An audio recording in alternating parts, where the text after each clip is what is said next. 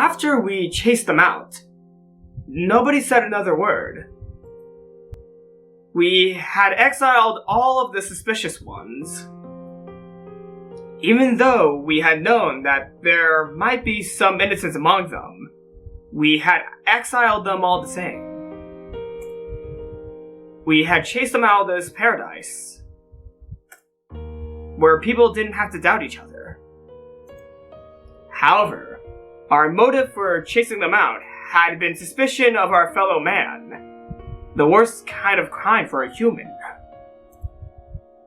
If we had been able to accept the existence of a 19th person, of the witch, then we all might be still talking face to face, trusting in each other. In that instant, we had agreed to chase out all of the suspicious people. But had that been the right thing to do? During this endless silence, we could do nothing but be quietly tormented by that sin. Aunt Nasuhi was facing the door, seated all the way back in her sofa, not letting go of her rifle for even an instant. She would probably spend the night staring at the door without a wink of sleep. George Aniki was gazing through a gap in the closed curtains by the window, looking down at the courtyard and the mansion that surrounded it. Whether he was checking to see if any suspicious shadows would become visible through the window, or whether he was engaged in some deep internal conversation, I couldn't tell. Jessica was sitting at an angle on the sofa next to Aunt Nasuhi's, with a dead expression on her face. And every once in a while, as though she just remembered something, she would take out the inhaler that she had used during her asthma attack and stick it in her mouth. I just heard it from Aniki, but apparently Jessica liked Canon-kun, called it. It seems that it was such a vague thing that she hadn't realized it herself. No? It's the kind of thing that other people tend to spot before the person in question realizes it. In that case, she might have first learned of her feelings when the person she liked died. It was truly pitiful and sad. Come to think of it, Canon-kun had been the one to hand her that inhaler. Maybe she was remembering that. As for me, I was fishing around Grandfather's study, thinking I'd research the meaning of the magic circle on the second sheet of the letter. Even though we were shut up here in a defensive position, my rebellious nature made me want to keep up the offensive, find some key to all of this. We had plenty of time until tomorrow morning anyway. No matter what I do with that time, no one can find fault with it. No one else showed that much interest in this magic circle. Its meaning was unknown, and once we understood it, we were sure to find some message that would cause us unnecessary anguish. I also agreed about this. However, I still couldn't let it go, so I killed time pretending to research it. 熱心だね。何か手がかりになるようなことは見つけられたかい？さっぱりさ。そもそも日本語で書かれた本を探すことからして骨だぜ。じいさまは一体何カ国語を読めたってんだ。大したもんだぜ。バトラ君は眠くないの？誰かが起きていてくれてるうちに休んだ方がいいよ。夏日おばさんは寝ず番をしてくれると言ってるけど、体が持つわけない。ローテーションで休んだ方がいいよ。じゃあ兄貴が先に休めよ。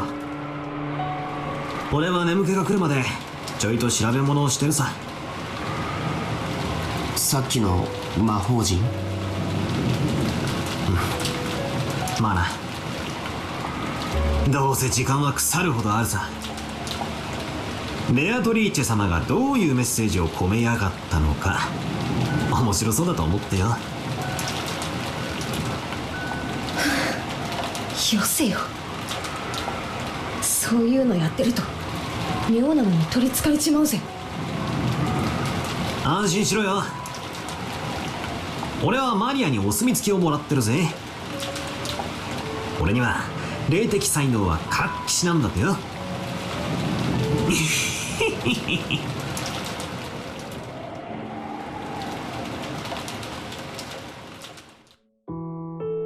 マリアのこと邪険にしすぎたかな。ジェシカ、今はそれを考えてはなりません。でも母さん、もしもマリアが無関係で犯人が他にいたなら、犯人は襲いやすい相手を狙うに決まってる。それで殺されたなら私たちは見殺しにしたことになるよ。A gloomy silence settled once again. It looked like Jessica regretted that she'd let her emotions take a hold of her and snapped at Maria. She always was like that. Always acted tough, went too far, and regretted it later. 気持ちはわかりますが、マリアは犯人と接触し、こともあろうか、その肩を持つように煙に巻く発言を繰り返しています。私はこの部屋から追い出せて清々しています。夏日おばさんって結構きついっすね。9歳の女の子のザレ言かもしれないじゃないっすか。Even I thought I was being brazen in saying that. I myself had thought Maria was creepy on several occasions today, and had doubted her true nature. And when Maria had been chased out of this room, I couldn't deny that I'd felt some relief. もしそうだったなら、明日謝罪します。彼らをこの部屋から追い出したのは全て私の責任です。だから、あなたたちが気に病むことはないのです。I could feel a tragic determination in Aunt Nasuhi's words. To protect her own daughter, she would resolutely chase out the suspicious ones. And if, as a result, she had left to die those people who had the misfortune to be suspected, so be it. She was prepared to take full responsibility. なんでマリアってあんなことばかり言うんだよ。自分で自分の首を絞めてるぜ。もともとマリアちゃんが魔女や魔法に傾倒するようになったのは、僕はローザおばさんのせいじゃないかと思ってる。ローザおばさんのせい？何がどう関係してるってんだよ。バトラ君だって気づいてるんじゃないかい。マリアちゃんの本当の父親はずいぶん昔に蒸発してるんだ。おばさんはそれを海外出張とか言ってごまかしているけどね。後ろ宮家ではローザさんたちに関わる話はタブーとされているところがあります。おばさんは再婚だって考えたと思うよ。でもマリアちゃんの存在が枷になって非常に難しかったんじゃないかと思うんだ。だっておばさんは時折ものすごく感情的にマリアちゃんに当たっていたから。それについては同感だぜ。ローザおばさんはマリアを好きになろうと努力してるように見えた。ってことはつまり好きじゃないってことなんだよな。再婚の妨げになっているマリアに思うところがあったんだろうよ。母親の感情的な拒絶がきっと彼女の幼い心に深い傷を残したと思うんだ。そしてどこかでオカルト趣味と出会い、心の隙間を埋めるように没頭していく。知ってるかい？マリアちゃんにとって魔女のイメージは決してネガティブなものじゃないんだよ。ほら、昨日海岸でマリアちゃんのノートを見せてもらわなかったかい？ああ。なんだか楽しそうな落書きでいっぱいだったぜ。Yesterday, when we had doubted the witch down by the beach, Maria had gotten all riled up and started explaining about witches. And not one of the pages had shown a picture of an ugly witch. They were all brightly colored, beautiful, cute witches who looked like they were having fun. There was absolutely nothing sinister about them, like a boy might have imagined. They were beings adorned with beautiful dresses, who could grant anyone's dreams with their mysterious magic, and who made everyone happy. The sorrow of not being loved by her mother. Had Maria sought salvation from the witches as beings who could save her from that sorrow and make her happy?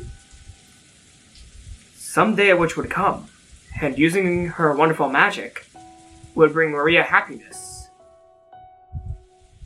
Even though she believed that, as she grew older, she had to face reality as her fleeting dreams were sliced to ribbons one by one. If, in front of a girl like that, something claiming to be the witch of Rokkenjima appeared, and whispered that she would take Maria to the Golden Land, where Maria could be happy. Emotional manipulation. 僕は今頃になって胸中を告白するよ。マリアちゃんを、いや、源氏さんたちを追い出したのは多分いけないことだったんじゃないかな。気まずくはあるぜ。Since Jessica had been the one to face them and slam them with words of rejection, her consciousness must be tormenting her a lot right now. なら、皆さんはあの手紙をどう説明するのですか？私の後ろにいた4人以外の誰にも置くことはできなかった。それは私がこの目ではっきり確認しています。あの4人が潔白だというなら、どうやってこの密室の8人もの人間がいる中で手紙を置けたというのですか？そうなんだよ。その話が始まっちまうと、確かに4人は怪しいってことになっちまう。だが全然ダメなんだ。ああ、全然ダメだぜ。ダメって何がだい？ああ、もう今さら何の役にも立たないかもしれねえが、またチェス盤をひっくり返させてくれ。つまりあの4人が本当に犯人だってんならよ、おかしいんだよ。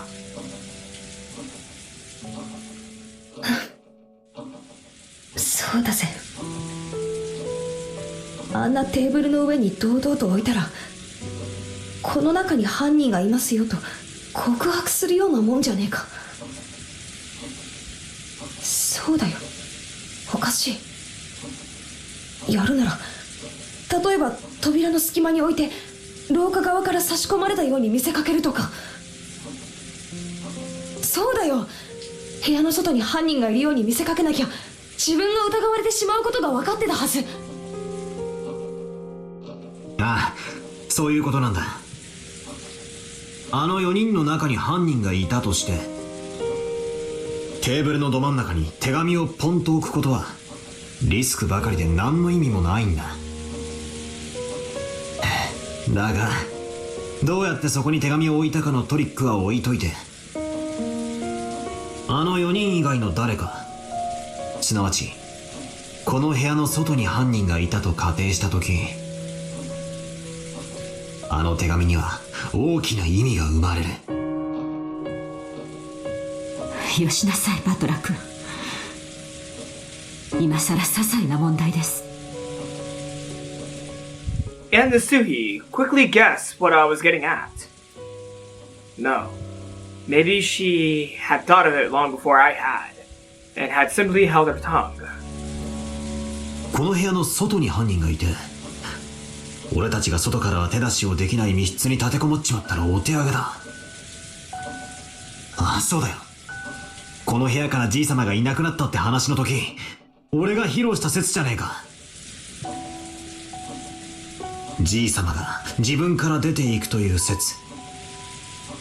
自分から出ていくような何かの細工を犯人がしてまんまと外へおびき出していたのだとしたら、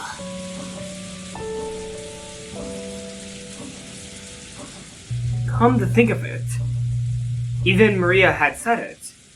When we found the scorpion magic circle on the doorknob to the study, Beatrice couldn't get through this door. But she might be able to induce someone to leave of their own accord. But she might be able to induce someone to leave of their own accord. だとすると私たちは犯人の罠に見事はまって、新しい生贄候補を送り出しちまったことになるぜ。源氏たちもバカではありません。身を守ろうと思うならこの部屋の次に安全な場所をすぐに思いつくでしょう。そこできっと身を潜めています。 Aunt Nasuhi hadn't answered the question. She herself realized that if the culprit wasn't in that group, that letter could easily have been a trap. However, it wasn't worth the risk of calling back the people she had once thrown out. To Aunt Nasuhi, right now, her greatest and only duty was to protect the children. And to that end, she was thinking, a few sacrifices may be an unfortunate necessity. なあ、夏日おばさん、きついこと聞くぜ。もしあの時たまたまジェシカもおばさんの後ろにいたなら、おばさんはこの部屋からジェシカも追い出してたかい？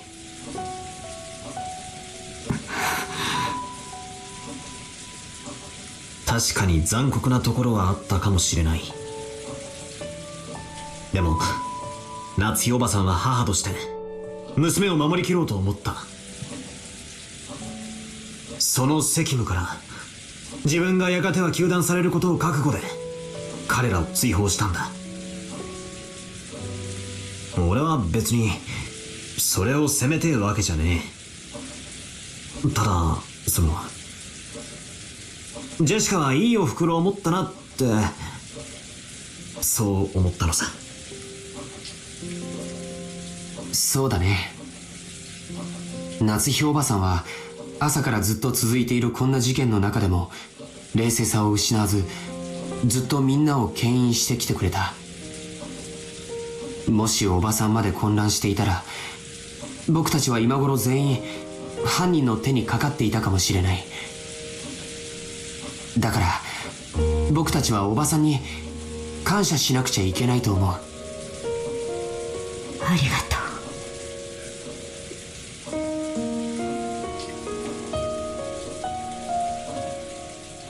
Please don't tell me Nasuhi's gonna be next. They're being so nice to her. Like, I'm happy. I'm happy they're being nice to Nasuhi, and I agree with them. Nasuhi's one of the best characters. But she's getting so many flags right now for death! I should stop focusing on death flags, but I just see them everywhere. バトラたちの言いたいことは、つまりこういうことだろう。マリアの母でもあってほしいって。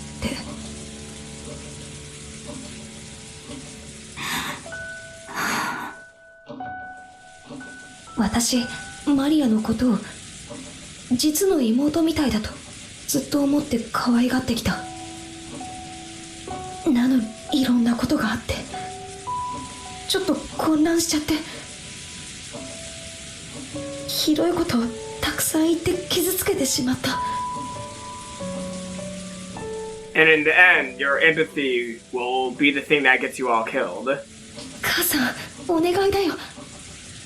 Yeah, I kind of see where this is heading. マリアも、みんなも一緒にいようよ。私たちの中に犯人なんていなかったんだよ。この事件の犯人は魔女のベアトリーチでいいじゃないか。だからもう疑い合うのはやめようよ。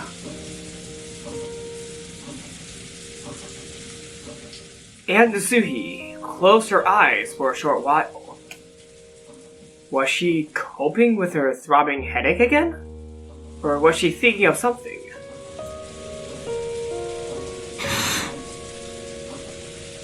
ジェシカは主人と結婚してから12年もかけてようやく授かった大切な娘です。私はジェシカを守るためならどのような鬼にでもなります。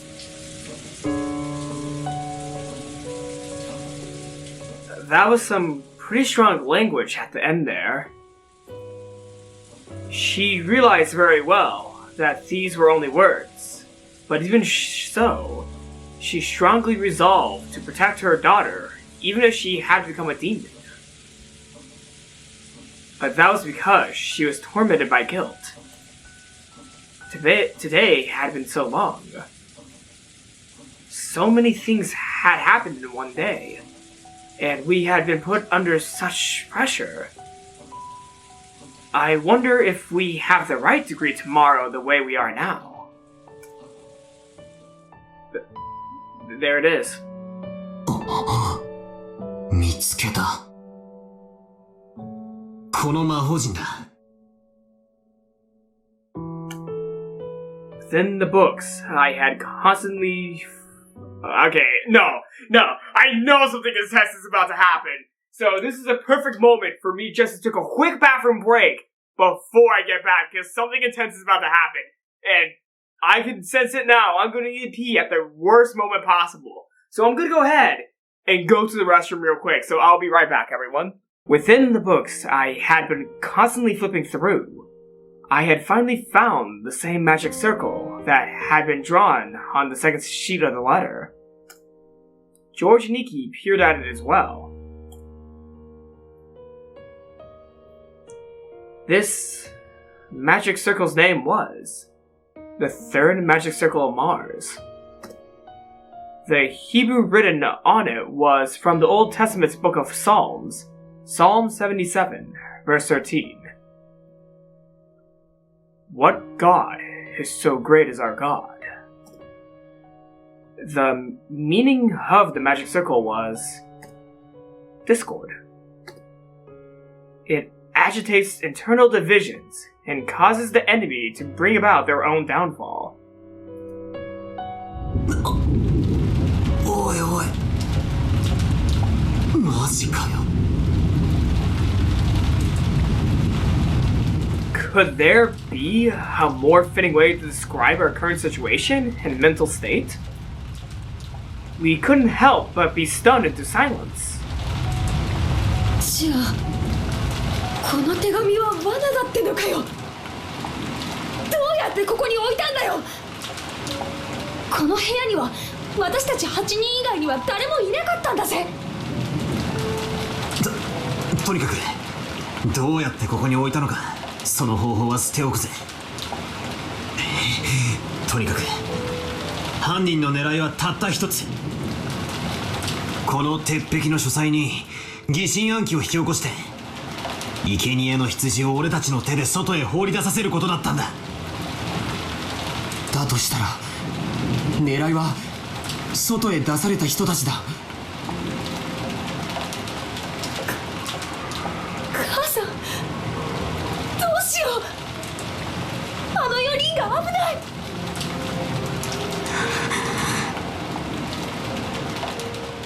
It wasn't surprising that Aunt Nasuhi remained unpleasantly silent. Even if this was all a trap by the culprit, even if the four who had been chased out of the room were in danger, it had nothing to do with the safety of the four people in here.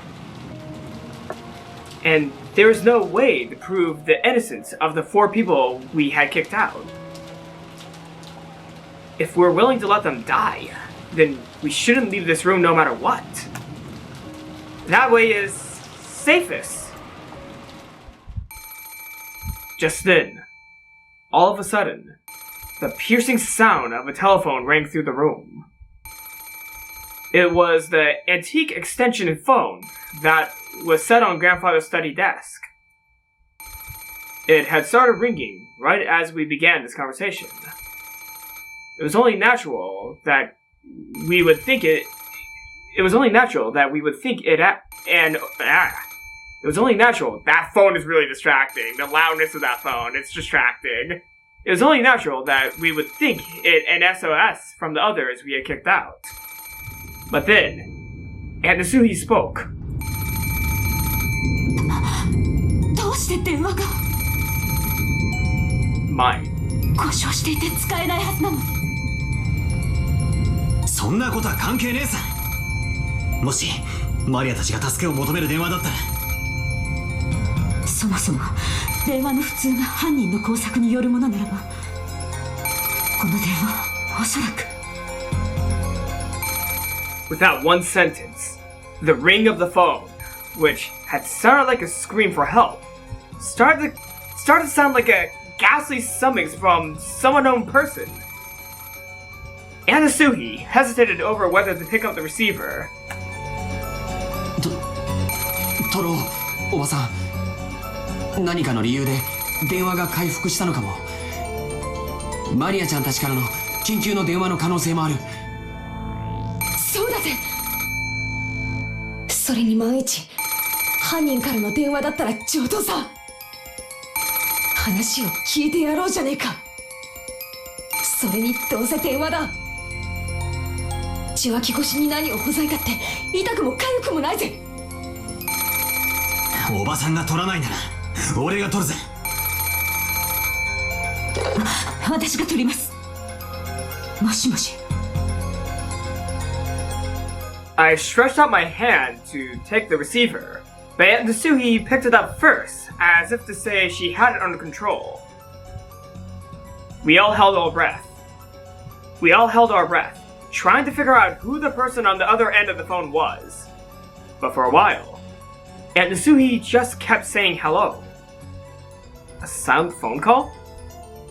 There's no way Maria and the others would do something so creepy. Which means this phone call might have possibly? Really? Nasuhi stopped repeating hello and strained her ears. Because she thought she heard something far away on the other end of the receiver. What was it?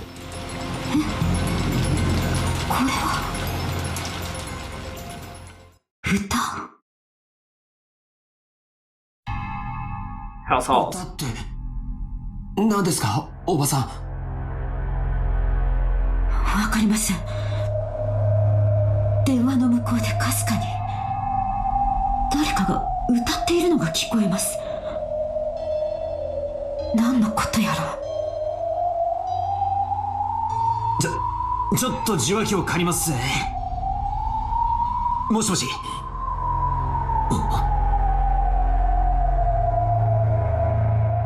I half forced the receiver from the stunned Aunt Nasuhi's hand and pressed it against my ear. At first, I didn't hear anything. Hey, Maria. But because I had been told about it beforehand, I noticed. Not in a quiet voice, but rather, far away from the receiver, I could hear a girl singing a song. The voice sort of sounded like Maria's, but that just made the situation even more inexplicable. At the very least, the one who had made the phone call had to been Maria. After all, Maria was singing some song far away from the receiver. In that case, the one who made the phone call should have been Genji-san, Kumasawa-san, or Dr. Nanjo. And yet, they weren't saying anything. Why?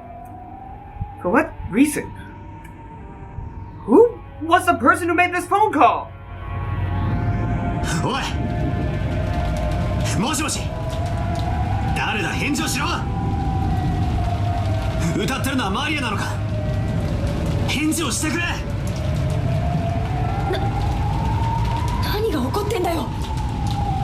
どういうことだ。わからねえ。一つ言えることは、多分これは罠で、そしてマリアが危険だってことだけだ。And Nasuhi took the receiver again, but after calling into it several more times, she realized that she wasn't getting anywhere and hung up. She then dialed quickly and clucked her tongue. Right. If the phones are back, we should be able to reach the police. But judging by her reaction, the outside line still wouldn't connect. 行こう。罠かもしれないことは分かってても行かないわけにはいかない。ああ、まったくだぜ。ジェシカと夏井おばさんはここにいてくれ。Nasuhi has the gun. When Aniki and I tried to dash out, Aunt Nasuhi stopped us. お待ちなさい。あなたたちだけに行かせるわけにはいきません。私も行きます。ジェシカはここで待ちなさい。私だけのけ者かよ。冗談じゃない。私も行くぜ。そうだな。その方がいいかもしれねえぜ。電話が俺たちをさらに分散させる狙いがあるってんなら、留守番を残すのは適当じゃねえ。議論する暇も惜しい。みんなで行こう。And Nasuhi raised the rifle high and took the lead. I needed a weapon myself as well.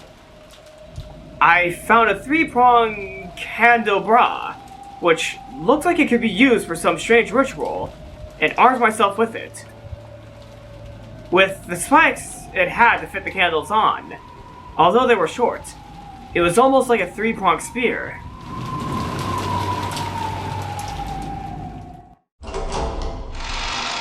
Ballard running around with a trident. Then, the four of us left the study. We left the study, which should have been the safest place inside the mansion. And so, we had been lured out, despite the fact that we had barricaded ourselves in a safe locked room. And perhaps, we were even. Repeating exactly the same series of events that had led to grandfather disappearing from there. Maria! Closed my heart. どこにいるんだよ！返事をしろ！ If I listened closely, but didn't hear anything. I listened closely, but didn't hear anything. The mansion was vast, and the sound of the rain, even noisier than before, as if the passing typhoon was making its last stand. マリアちゃんは確か客までテレビを見たいと言ってたよね。階下に降りてみよう。そうですね。行ってみましょう。みんなは周りに用心して。おい。With Aunt Nasuhi in the center, her rifle ready, and her finger on the trigger, we moved in a group, our backs together, checking our surroundings in all directions. As though the power of that magic circle, destined to spread discord, had brought it all into being. We had split up, and furthermore, had been dragged into dangerous territory. In other words, even now in this very moment, we were doing just what the culprit wanted us to do. This was now a strange space where it wouldn't be odd for anything to suddenly occur. Aunt Nasuhi nervously pointed the barrel of the gun at every dark spot and shadow.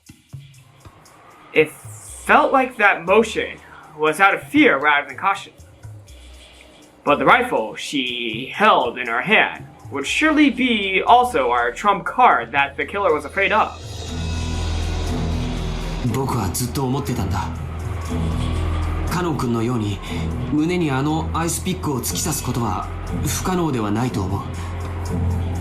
でも母さんたちのように頭蓋骨を打ち抜いて眉間に突き立てるなんて簡単なことじゃないと思うんだ。犯人はそれだけバカ力ってことか。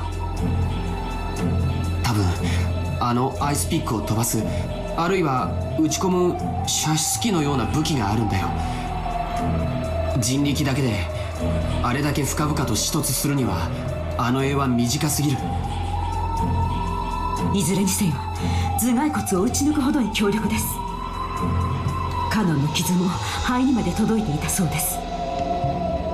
もし相手の姿を見ても決して前に出ないように、私の後ろから出てはいけませんよ。Just how sinister and frowning was this weapon that could shoot those creepy ice picks? And could I do anything to combat it with just this candlestick in my hand? In the first murder, the culprit had probably assaulted 4 of our parents at once as they discussed the inheritance problem in the dining hall. And we also had 4 people. Apparently, I wasn't the only person thinking this. George Nikki, Jessica, and of course, Aunt Nasuhi were stretching their senses to the utmost limit, in the highest and worst state of tension, slowly advancing one step, then another. What sinful people are we? A world as terrifying as this, and we push Maria and the rest into the middle of it, just because of the seeds of doubt that's spread by that single letter. We finally reached the first floor. The parlor was just across the hall.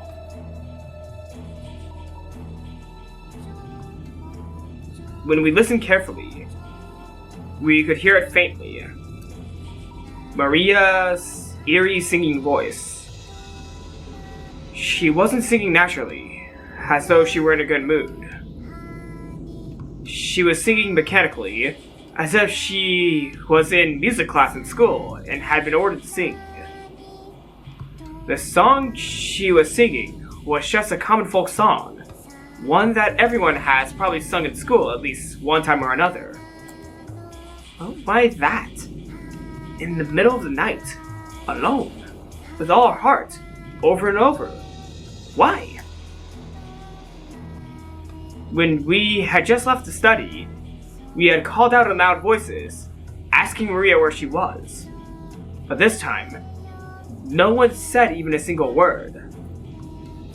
We hit our breath, and the sound of our footsteps heightened all of our senses and examined everywhere around us to a neurotic degree as we advanced each step. The door to the parlor was closed, but we could hear Maria's singing voice through it. Aunt Nasuhi put her hand on the handle of the doorknob. George and Nikki stopped her. 扉は僕が開ける。夏日おばさんとバトラ君は武器を構えてて。わかりました。気をつけて。開けると同時に攻撃してくるかもしれないぜ。ジョージ兄さん、注意して。じゃあ行くよ。He tried to open it, but immediately felt the hard resistance of the lock. And Nasuhi took the bundle of keys from her pocket and gave them to George. There were about 10 keys, and none of us had a clue which was which. Because of this, George had to fumble around loudly and test several of the keys. Since we had hidden our footsteps, preparing to make a surprise attack on the room, this almost felt fatal. The whole time, we could hear Maria's voice from the parlor, singing the same song over and over. It was like a broken, crazy cassette tape. In the morning, we had been in that room the whole time. All of the frightening things had occurred outside that room. So, we had convinced ourselves that even if no one else could be trusted, that room alone was safe. That baseless impression was quickly falling apart. 開いた。 Here we go. ありがとう。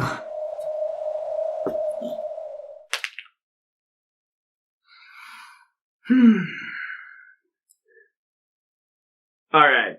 Are we about to go into a brutal, gruesome scene? Or is this a fake out before the brutal, gruesome scene begins? ジョージ君とジェシカは後ろに下がって。おばさん、一気に飛び込んで左右に分かれよう。扉を開けてボサッとしてたら例のアイスピックがど真ん中に飛んでくるかもしれねえぜ。承知しています。いいですか？やっぱ嫌だって言いてえな。I readied myself. If they're going to throw ice picks at me, you'll see how they like my candlestick! 行きます！ And Nasuhi and I rammed into the door as we flew into the parlor, quickly splitting up left and right, and searching the parlor for someone who might be waiting for us. But what our eyes landed upon was an altogether outlandish scene. Oh. Maria? Maria? I see you in the corner there. The parlor was stained with blood. This place where we had spent almost the entire day. Where we had pressed in together to protect ourselves from some unknown malice. Had become stained with fresh blood. Had become an ocean of blood. On the floor lay Genji-san, Kumasawa-san, and Dr. Nanjo. Their entire bodies stained bright red with blood.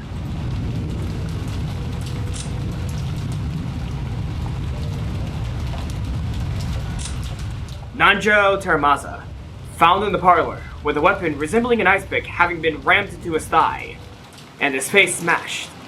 On the seventh Twilight, gouged in the knee and kill. Ronoe Genji, found in the parlor, with a weapon resembling an ice pick having been rammed into his stomach, and his face smashed. On the sixth Twilight, gouged in the stomach and kill. Kumasawa Chiyo, found in the parlor, with a weapon resembling an ice pick having been rammed into her calf, and her face smashed. On the eighth Twilight, gouged leg and kill. Sixth Twilight, seventh, six. So, yeah. Oh no, 8. Yeah, 6, 7, 8.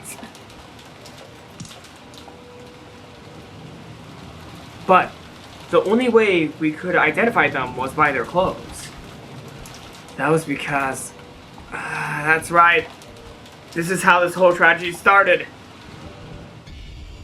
Their faces were all smashed up like Dad and the others in the storehouse. And you could even tell where the eyes and noses were. It was like someone had vulgarly gobbled apart a tomato pie stew wrapped in a pie crust.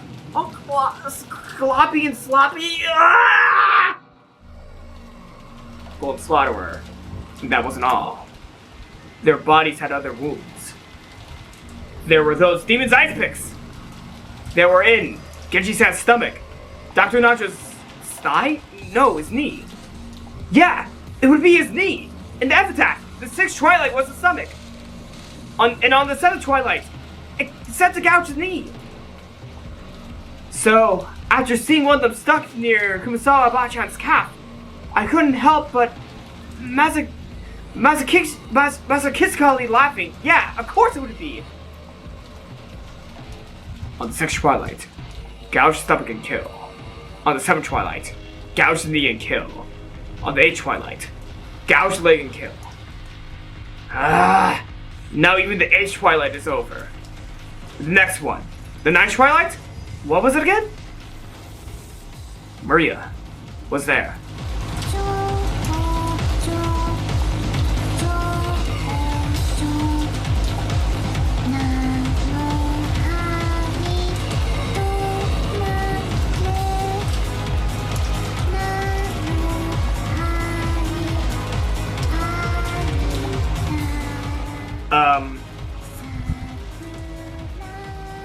Is she gonna go across the entire screen? No, she's not. She was facing the far wall, standing stock still, completely alone.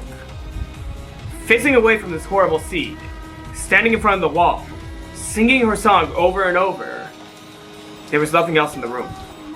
Just the corpses of the 3 who had been brutally killed, and the receiver, still off its hook, showing that it had been in this room and that the call had come from. Just that and Maria, her back to the sea, facing the wall as she kept on singing. You couldn't even scream at this bizarre sight. We could only stare shocked, our mouths hanging loosely open.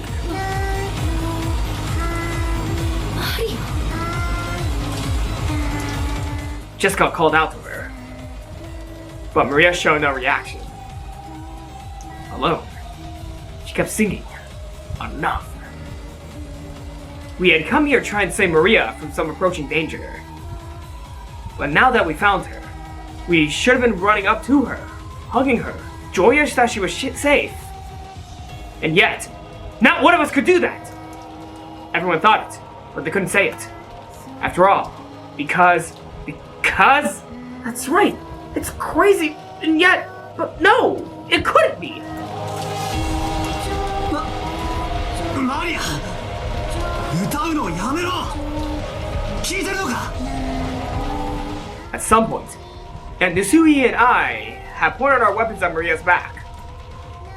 I yelled at Maria in a violent voice, but there was no reaction. She just kept singing! With the candlestick still ready, I ran up to her and forcibly, violently slammed my hand down on her shoulder. Then I pulled on her shoulder, forcing her to turn around.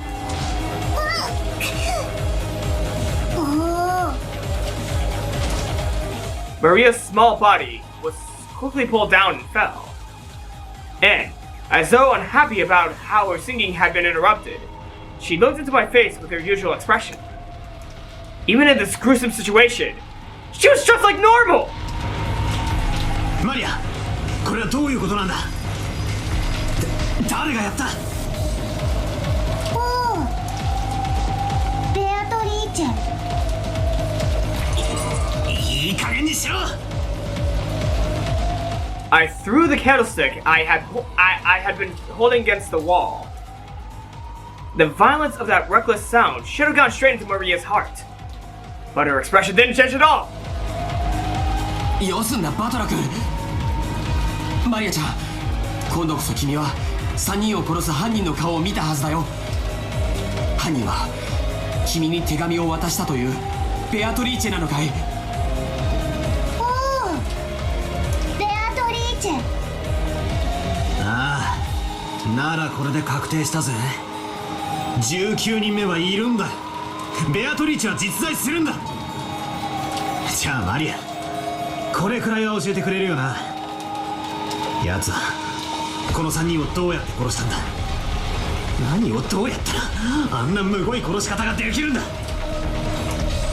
知らない。知らねえってことはねえだろ。この部屋での出来事だぞ。歌を歌うのに夢中で気づかなかったとか言い出すんじゃねえだろうな。落ち着いてバトラ君。マリアちゃん、僕とお話ししようね。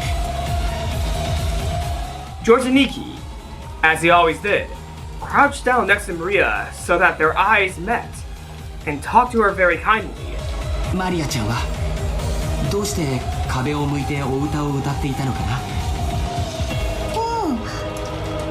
ベアトリーチェがここでね、壁を向いてお歌をずっと歌っていなさいって言ったの。じゃあベアトリーチェがここへやってきたんだね。その時にはまだ源氏さんたちは生きていたんだよね。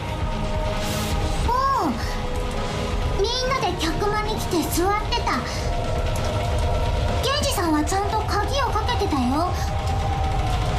確かに鍵はかかってたが、じゃあどうやってベアトリーチェは客間に入ってきたってんだよ。でもベアトリーチェは魔女だから鍵なんか関係ない。蝶々になって扉の隙間から通り抜けてきたんだよ。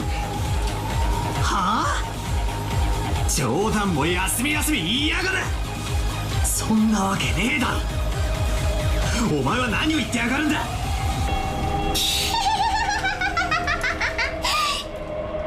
信じられないよね。だから言いたくなかった。どうせ言っても信じないもん。でもベアトリーチェは魔女なの。不思議な魔法で何でもできるの。だからベアトリーチェは鍵のかかった扉なんか全然関係ないんだよ。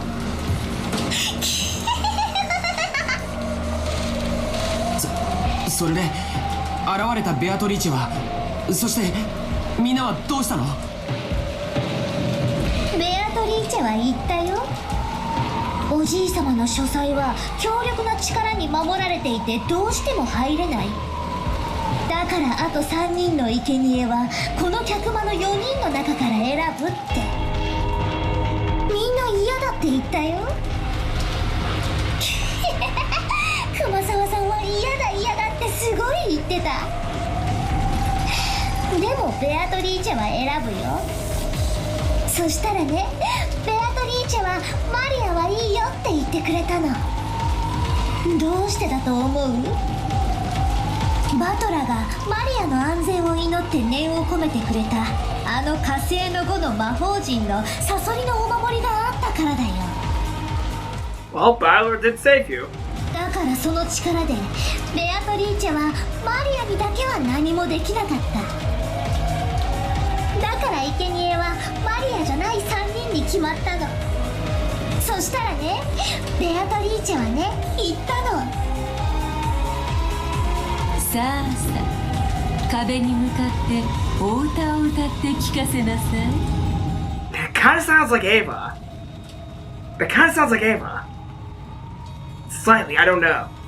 I think I might be wrong, but that slightly sounds like Ava. あなたはたくさんたくさんお歌を歌うから、何が起こっても何が聞こえても聞こえない聞こえないわからない。さあさあ、楽しいお歌をわらわにたくさん聞かせておくれ。だからマリアはずっとお歌を歌ってた。ずっと歌ってたんだよ。だから何も聞こえない、わからない。そしたらバトラたちがやってきたんだよ。それを信じろってのか。バカにするんじゃねえぜ。じゃあ今度は誰を疑う？マリアを疑う？マリアをこの場で殺してみる？そんなことしてもベアトリーチェはいなくならない。これで第8の番は終わったよ。ベアトリーチェはよみがえる。ふざけんな。もうそんな話は金輪際ごめんだぜ。魔女なんているもんか。煙に巻かれてたまるか。俺は認めねえぞ。ベアトリーチェなんていいね。絶対に俺が認めねえ。だから存在なんかさせねえ。蘇りもさせねえ。伝説は永遠に伝説のままだ。この俺がそんなことを認めねえ。よせよバトラ。マリアが殺したわけでも見殺しにしたわけでもない。ベアトリーチェが来てマリアは抵抗できず従わざるを得なかっただけだぜ。あれ、夏日おばさん、おばさんがいない。 What? What? あれ、母さんどこ行ったの？さっき手紙を読みながら一人で出て行ったよ。 Letter? That makes sense. The culprit's done with a Twilight, and it's all gone swimmingly for them. They might well have left a letter so they could brag even more. We had been so wrapped up in questioning Maria that we forgot to look for one. But, even as well armed as she was, why had she left the room all by herself in this dangerous mansion after reading it? Jessica tried to chase after her and tug at the handle to the door, but it resisted strangely and wouldn't open. 母さん、お母さん、何これ。 Yeah. God damn it. Nasuhi's gonna die. She raised all the flags, so... it was only natural. Nasuhi had picked up the candlestick, which Battler had thrown at the wall, and which had fallen to the floor. She had then skillfully wedged it between the door knobs on the double doors like a bolt, holding them closed. The intricate design of the candlestick meant that it jammed well, and formed a truly sturdy seal on the door. The tragic scream of a daughter for a mother. Did it reach Nasuhi's ears, or not?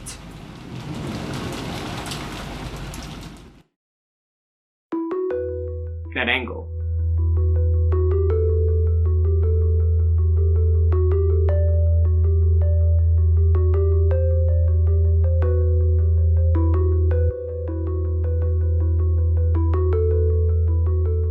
Nasuhia.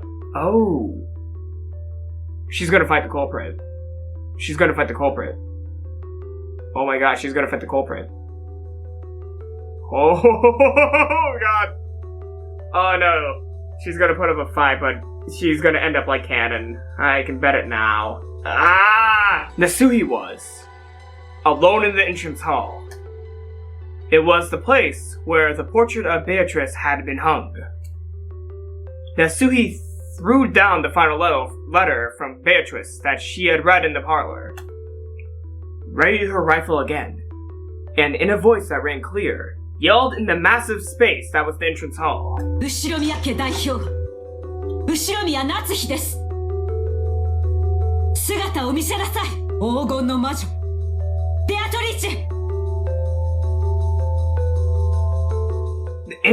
The entrance hall was dimly lit. Other than a faint light was shown on the center of the room, everything was blotted out by jet black darkness. In that darkness, butterflies glittering in gold squirmed, twinkled, and sneered. Nasuhi gave one more huge gulp and pointed the cold barrel of the gun at the gold butterflies. ようやく姿を現しましたね。あなたのような存在が本当に存在したのって私は未だ信じることができない。 Is it really a witch? でもそれは問題ではありません。 Or is this a hallucination? 後宮家の代表であると自負する私と後宮家の当主を引き継いだと自称するあなたが今この場にいる。あなたが本当に魔女なのかどうかは今となっては些細な問題です。さあ決着をつけましょう。後宮家を真に引き継ぐ者はどちらか。この後宮夏日か、あなたベアトリーチェか。あなたの決闘の申し出、謹んでお引き受けさせていただきます。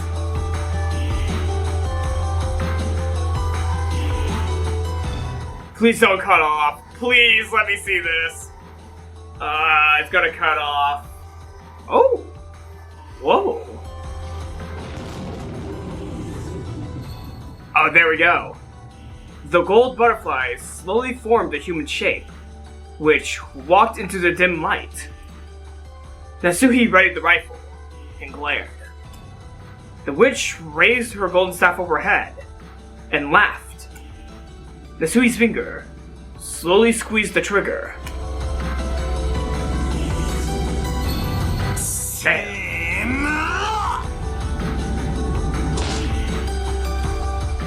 Battler made an all-out dash at the door and rammed into it, crushing the candlestick, which had been bearing it, and making it possible for a big gap to be opened in the door.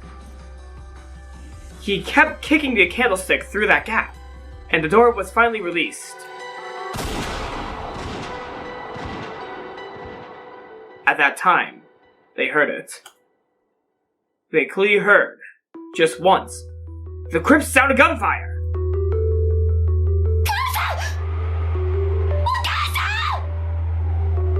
ジェシカちゃん、一人で先走っちゃいけない。今のは銃声だぜ。夏代おばさんが撃ったんだ。At who?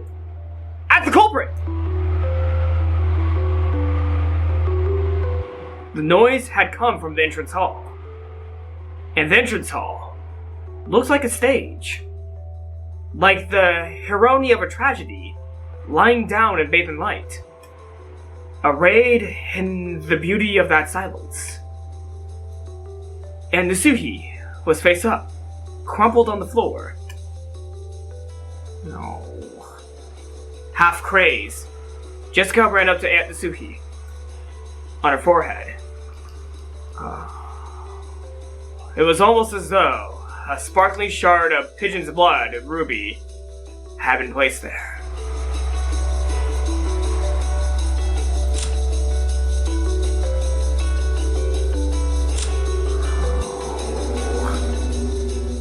Found shot to death in front of the witch's portrait.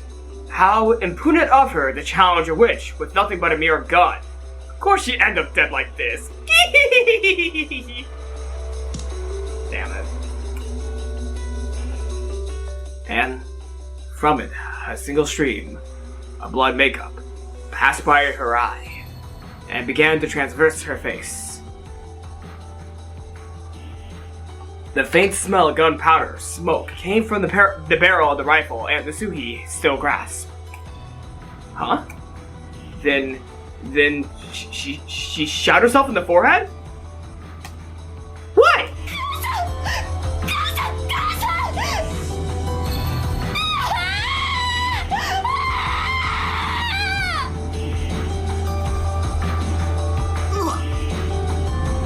Wakeがわからない。どうしておばさんは一人で抜け出してどうして自分の額を撃ち抜いてるんだよ。マリアちゃん、夏日おばさんは手紙を読んでから部屋を出たんだよね。手紙がない。そう、おばさんは何を読んでどうしてここに誘い出されたんだ。知らねえぜ、知らねえぜ。そんなことはどうでもいいぜ。何なんだよ。どうして自殺なんだよ。私を置いてくんだよ。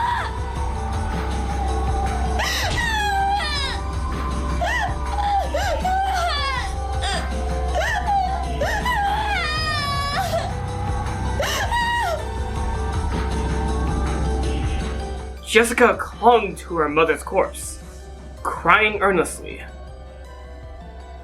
My body, consumed by an anger I didn't know what to do with, I stole the rifle from Aunt Natsuhi's hand and spun around, pointing the barrel of the gun into the darkness on all sides, as though I was pointing a light from a lighthouse, trying to find the culprit. George Niki, even in this situation, was trying to calmly figure something out, but that effort might have been doomed to futility. And Maria alone was completely indifferent. Is she treating this as some kind of predetermined fate? No, that's not it. This is all a prelude to a wonderful world. The door to the Golden Land will finally open. 第9の晩に魔女は蘇り、誰も生き残れはしない。そして第10の晩に旅は終わり、黄金の里へ至るだろう。これで全部終わったね、ベアトリーチェ。おめでとう、おめでとう。おめでとう。だからマリアを導いて、あなたの話してくれた黄金鏡へ。今こそ。There, all of the dead will be resurrected, and even the love they once possessed will be revived. So, in Maria's eyes, it's just as though all of today's tragedies never even happened. And all those days she spent deprived of love never happened either. いい加減にしやがれ。何が楽しい、何がおめでたい。この島には18人いた。14人死んだ。残りは俺たち4人だ。俺は絶対に死なねえぞ。夜が明けるまで、いや台風が過ぎ去ってまた船着き場に海猫たちが帰ってくるまで俺は絶対に死なねえんだよ。生き残ってやる、生き残ってやる、絶対。よしなよバトラー。ベアトリーチェに銃なんて意味ないよ。それに生き残るも何ももうおしまいなんだよ。もう旅は終わったんだよ。ほら時計を見てごらん。Huh? The clock? Hearing those words, I looked at my Wits watch. Both hands were almost touching near the top. Very soon, it would be 12 a.m. In other words, 24 o'clock. When you think about it, isn't 24 o'clock a strange time? It can be called 24 o'clock, and it can also be called 0 o'clock. It's the hour at the culmination of the previous day, and at the same time, it is hour 0 as the next day begins.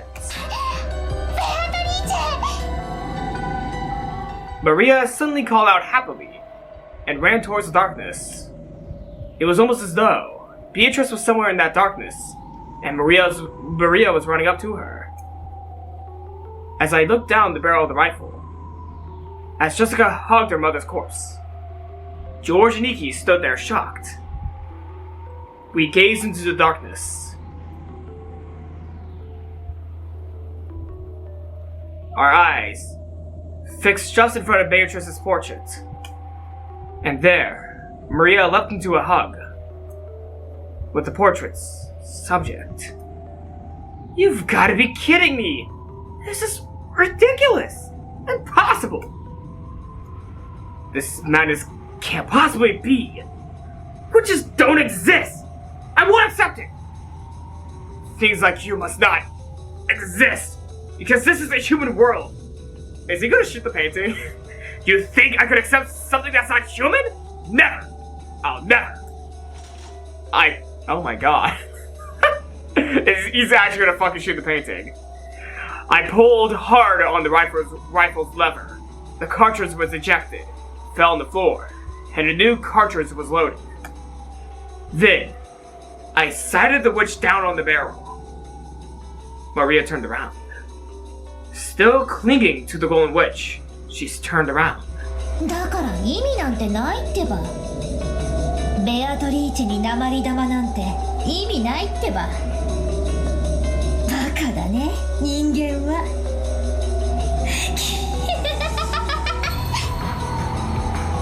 俺は魔女なんて認めねえぞ。貴様は誰だ。一歩でも動いてみろ。指一本でも動かしてみろ。Oh, is there someone actually there? こいつをぶち込んでやる。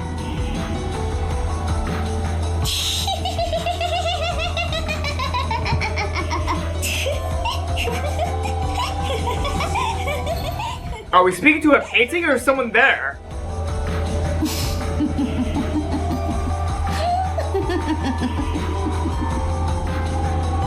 What?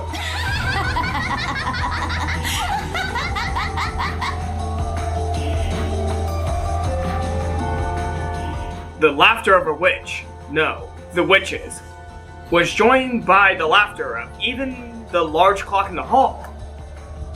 It was probably telling us that the time was 24 o'clock. It was both a tone telling us that we had reached the culmination of this day, and a tone informing us that all had led to nothing. The rules had specified that the witch would win when the time ran out. バトラー、ジョージお兄ちゃんにジェシカお姉ちゃん、旅は終わって魔女は蘇ったよ。 And none shall be left alive. The witch shall praise the wise, and bestow 4 treasures. One shall be all the Golden Land's gold. One resurrects all the dead people's souls. One even revives all the love they possessed. And one for the witch to eternally rest. Rest in peace, my beloved witch, Beatrice.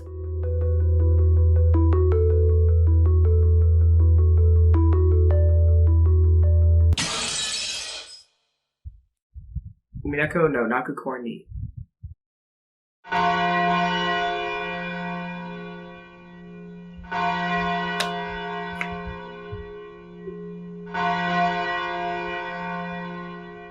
Wait, was that actually the end? What's happening? It's 24 o'clock. Alright, so sorry for the quick interruption from me, post-editing Michael, to this Let's Read that I recorded almost 2 months ago. So as I was editing this video, I actually realized that I tried reading the segment Notebook Pages in a Wine Bottle live, which was not a good idea because it was scrolling credits. And with scrolling credits, a lot of mistakes can be made. So before I show you all the disaster that happened when I first played, I thought that it might be appropriate for me to read it out loud through the lens of an editor. Yeah, this segment might be a little bit meta for some people, so if you want to skip it, please skip it, but I feel like this is a good segment to include because I wanted to reread this part because I did not read it correctly when I first read it. So, let's just get on to Notebook Pages in a Wine Bottle. The storm passed, and the leading clouds that had enshrouded the island for so long began to clear away. Sunbeams shone from the rifts between the clouds. Yesterday's storm seemed like a lie. Just as someone had wished, the seagulls returned to the harbor once again, and let their lively cries be heard. Afterwards, the police arrived and conducted an investigation of the scene. The corpses of the children, who are believed to have survived until the very end, were never found. However, from the body parts that were discovered and the unimaginable gruesome nature of the scene, the police were forced to conclude that the chances of survival for any of the 18, including the children, were hopelessly dim. Just how gruesome was the banquet of the witch, and how beautiful was the Golden Land? Those tales are for them alone, to tell amongst themselves. They have no tale for those who arrived after the banquet had ended. One can only but imagine what transpired during the course of those 2 days. However, the witch was fickle. She made a point of leaving behind this tale, which had no need to be told, and permitted it to be spread. A few years later, a strange wine bottle, drifting on the waves of the quayside of a neighboring island, was recovered by a fisherman. Stuffed inside were tightly rolled notebook pages, crammed full to the edges with minuscule writing. Written there was this tale. It would be through these pages that people would first come to know the nature of the mysterious and riddle-filled 2-day period that began on October 4th, 1986. The incident would later be referred to as the Rokkenjima mass murders, or the 18 killings of Rokkenjima, but vigilantes around the world passed the story under the name of the Witch Legend serial murder case.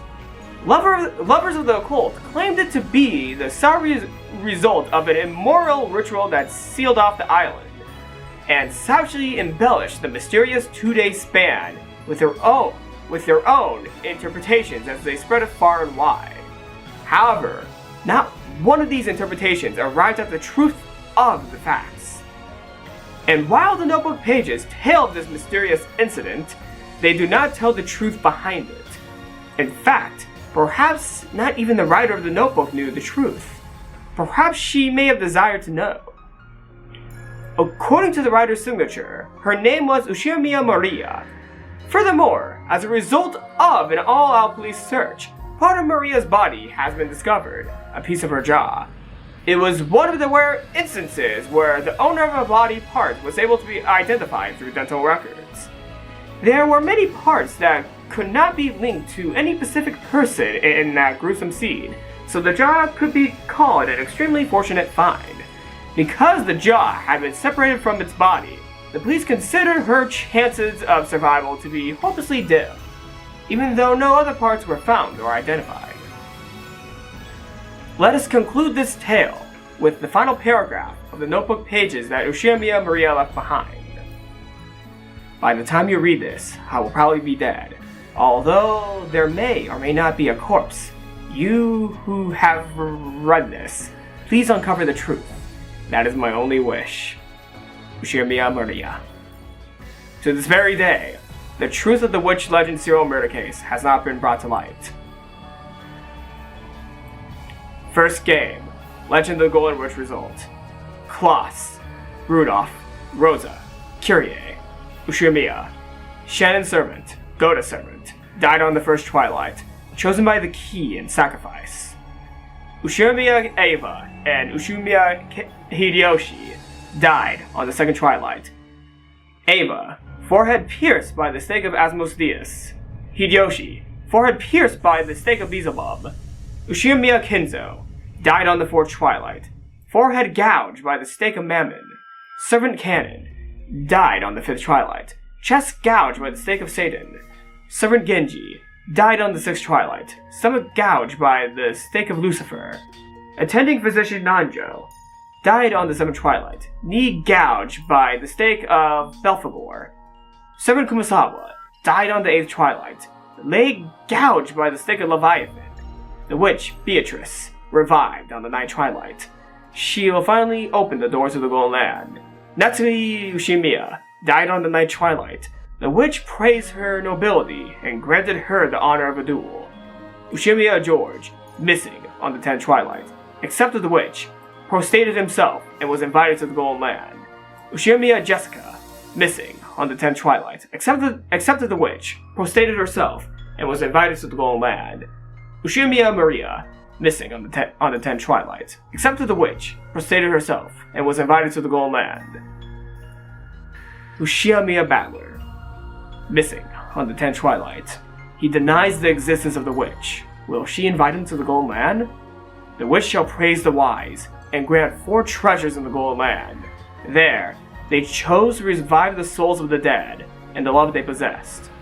Because what they desired could not be gained from a mountain of gold, no matter how high. For George, his lost fiancée. For Jessica, her lost loved one. For Maria, the lost love of her mother. Rest in peace, Beatrice.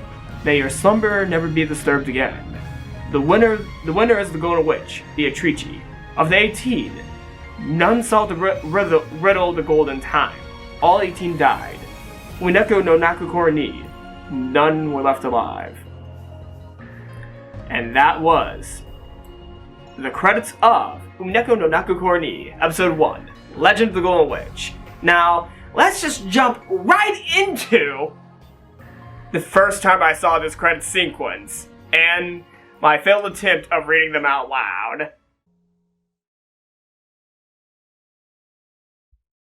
Notebook pages in a wine bottle. Ring the fate.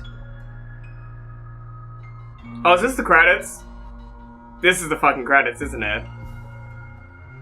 Oh my god. The storm passed, and the leading clouds that had enshrouded the island for so long began to clear away. Sunbeams shone from the rifts between the clouds. Yesterday's storm seemed like a lie. Just as someone had wished, the seagulls returned to the harbor once again, and let their lively cries be heard. Afterwards, the police arrived and conducted an investigation of the scene. The corpses of the children, who are believed to have survived until the very end, were never found. However, from the body parts that were discovered and the unimaginable gruesome nature of the scene, the police were forced to conclude that the chances of survival for any of the 18, including the children, were hopelessly dim. Just how gruesome was the banquet of the witch, and how beautiful was it on land? Those tales are for them alone, to tell amongst themselves. They have no tell for those who had arrived after the banquet had ended. One can only but imagine what transpired during the course of those 2 days. However, the witch was fickle.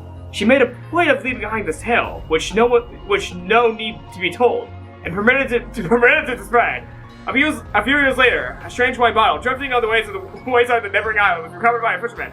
Someone saw a tiny roll of notebook page, crammed into wedges of minuscule writing. Written there was this tale, the source says the nature of the mysterious riddle.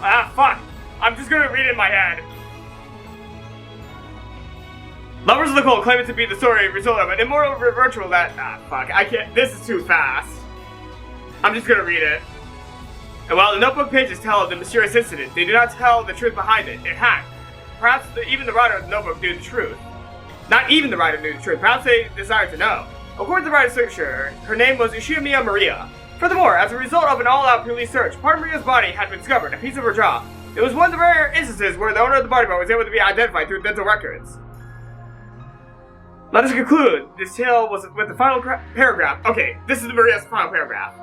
By the time you read this, I'll probably be dead. Although there may not be a corpse. You who have read this, please look up at the truth. That is my only wish. Assure me on Maria. To this very day, the truth of the Witch Island serial murder case has not been brought to light. Fuck the crest. Wow. Okay, the text is going too fast. First game, Legend of the Golden Witch results. Cross, Twilight. Okay, this is everyone who died. Cross, Rosa, Shannon, Rudolph, Kyrie, Goda, first Twilight. Ava, Hideyoshi, second Twilight. Oh! Stake of Asmos Diaz, Stake of Beelzebub, Stake of Mammon, Stake of Satan, Stake of Lucifer, Stake of Belphegor, Stake of Leviathan. Those are the 7 sins. Huh.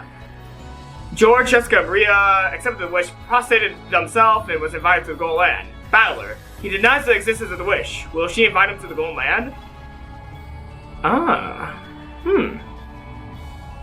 The wish shall praise wise and grant 4 treasures. Because of what they desire could not be gained for a amount of gold no matter how high. George, his lost fiancée. Jessica, her lost loved one. Maria, for the lost love of her brother. Beatrice. The winner is Beatrice. Of the 18, none solved the riddle of time. All 18 died. With the sequels cried, none were left alive. I'm so sorry, everyone, for not being able to read the credits as fast as I should be able to. Umineko no Nakukora ni. Rondo the Witch and Reasoning. I always have to admit the text in the credits are always too fast for me to read out loud. Like, I have to read them internally. Well, I really fucked that up. I'm sorry.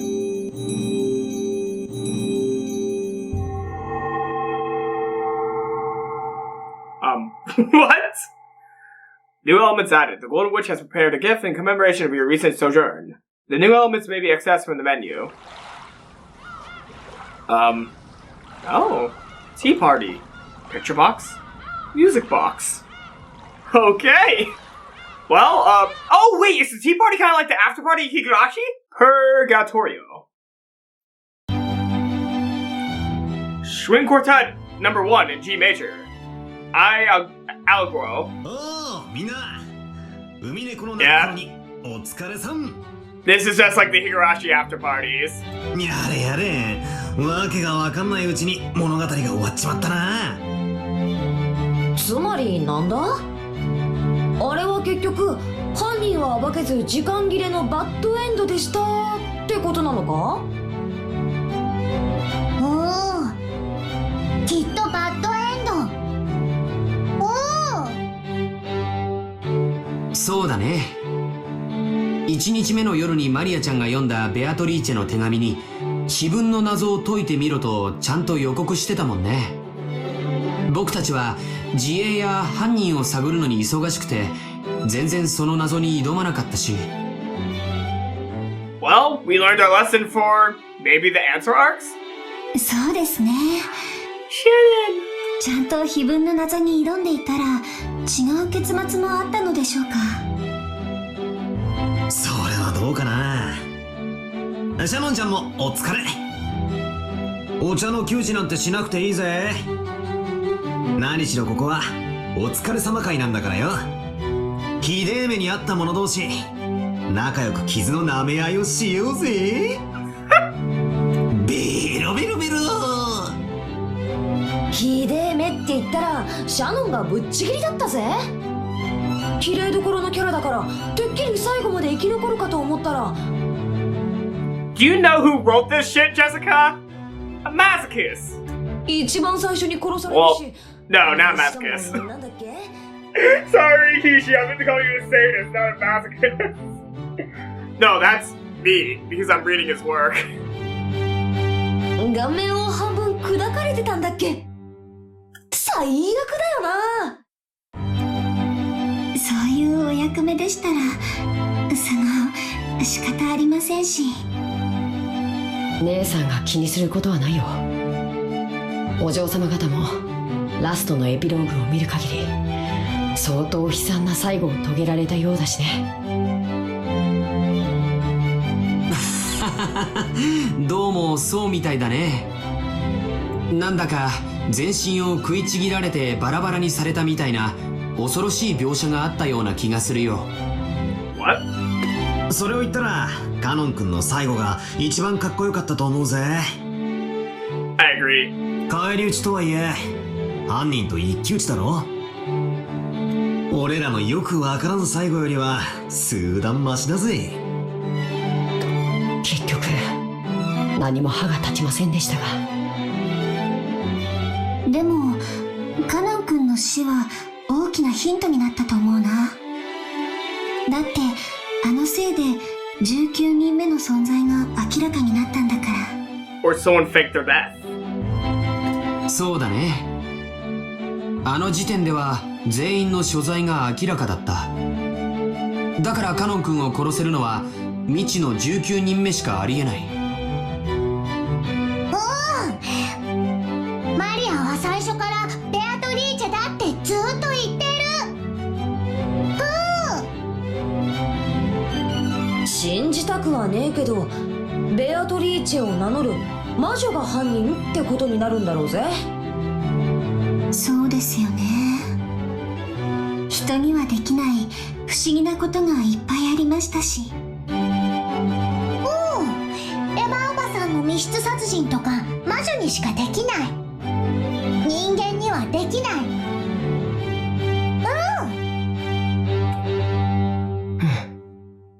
19人目が存在することが明らかで、しかもその人物は人間では考えられない力を持っているとなれば、その人物をベアトリーチェと呼んでも差し支えはねえだろうぜ。多分僕たちはラストで出会っているよ。黄金の魔女にね。だからマリアはベアトリーチェがいるってずっと言ってる。みんなずっと信じなかったからダメだった。信じないと奇跡は起きないって友達の魔女も言ってる。 Which friends? そうですね。ベアトリーチェ様は敬う者に寛大だそうですし。マリア様は恐ろしい事件が次々と起こっていっても最後までベアトリーチェ様の脅威からは外されていたように思います。マリアは一番の最初からベアトリーチェを信じてたもんな。でもそれじゃあ同じように信じてたカノン君たちも殺されたのは納得がいかないぜ。それは多分ベアトリーチェ様なりのご都合があられたのでしょう。碑文の歌がベアトリーチェ様の復活の儀式を意味するものなら大勢の生贄が必要だった。その一人にご指名をいただけたということなのでしょう。シャノンちゃんはひどい最後だったよ。せめてもう少し綺麗で安らかな方法もあったろうに。まあ痛かったわけじゃないですし。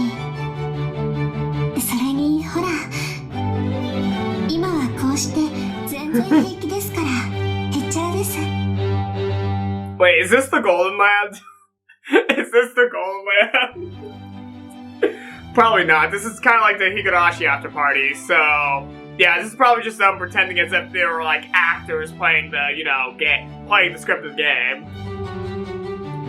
Shannon proved this by stroking her cheek, which had been crushed during the story, and everyone laughed out loud, smiling. でもこう言っちゃなんだけど、僕はてっきり本格ミステリーだと思ってたからね。ファンタジーだと分かってちょっと驚いてるよ。遺産をめぐる外界から隔絶された孤島の洋館物なんて推理物の王道だと思ってたからさ。ファンタジーじゃない。ベアトリーチェはいるの。ええ、分かっています。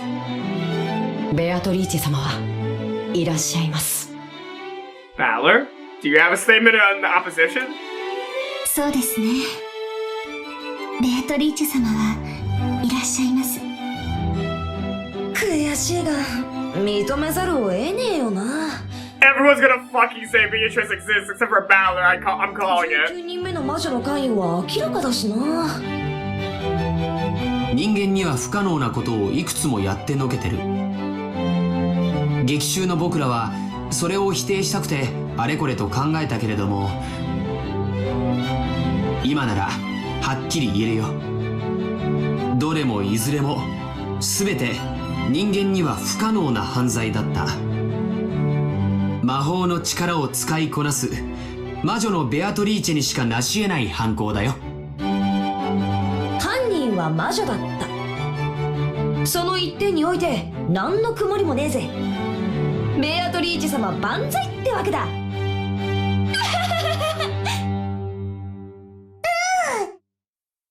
な信じた。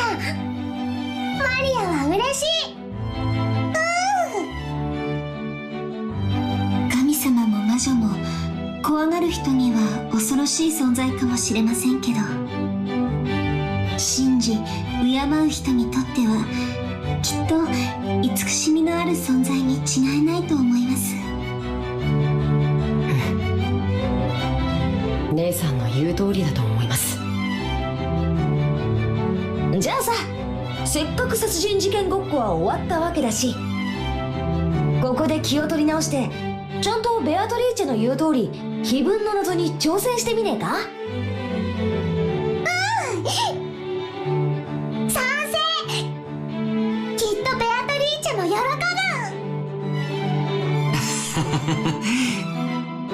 ぶ。劇中ではみんな無視してたからね、あの手紙は。せっかく出題されたのにほとんど無視されて、なんだかかわいそうですね、ベアトリーチェ様。碑文のメモがある。みんなで謎解き、みんなで謎解き。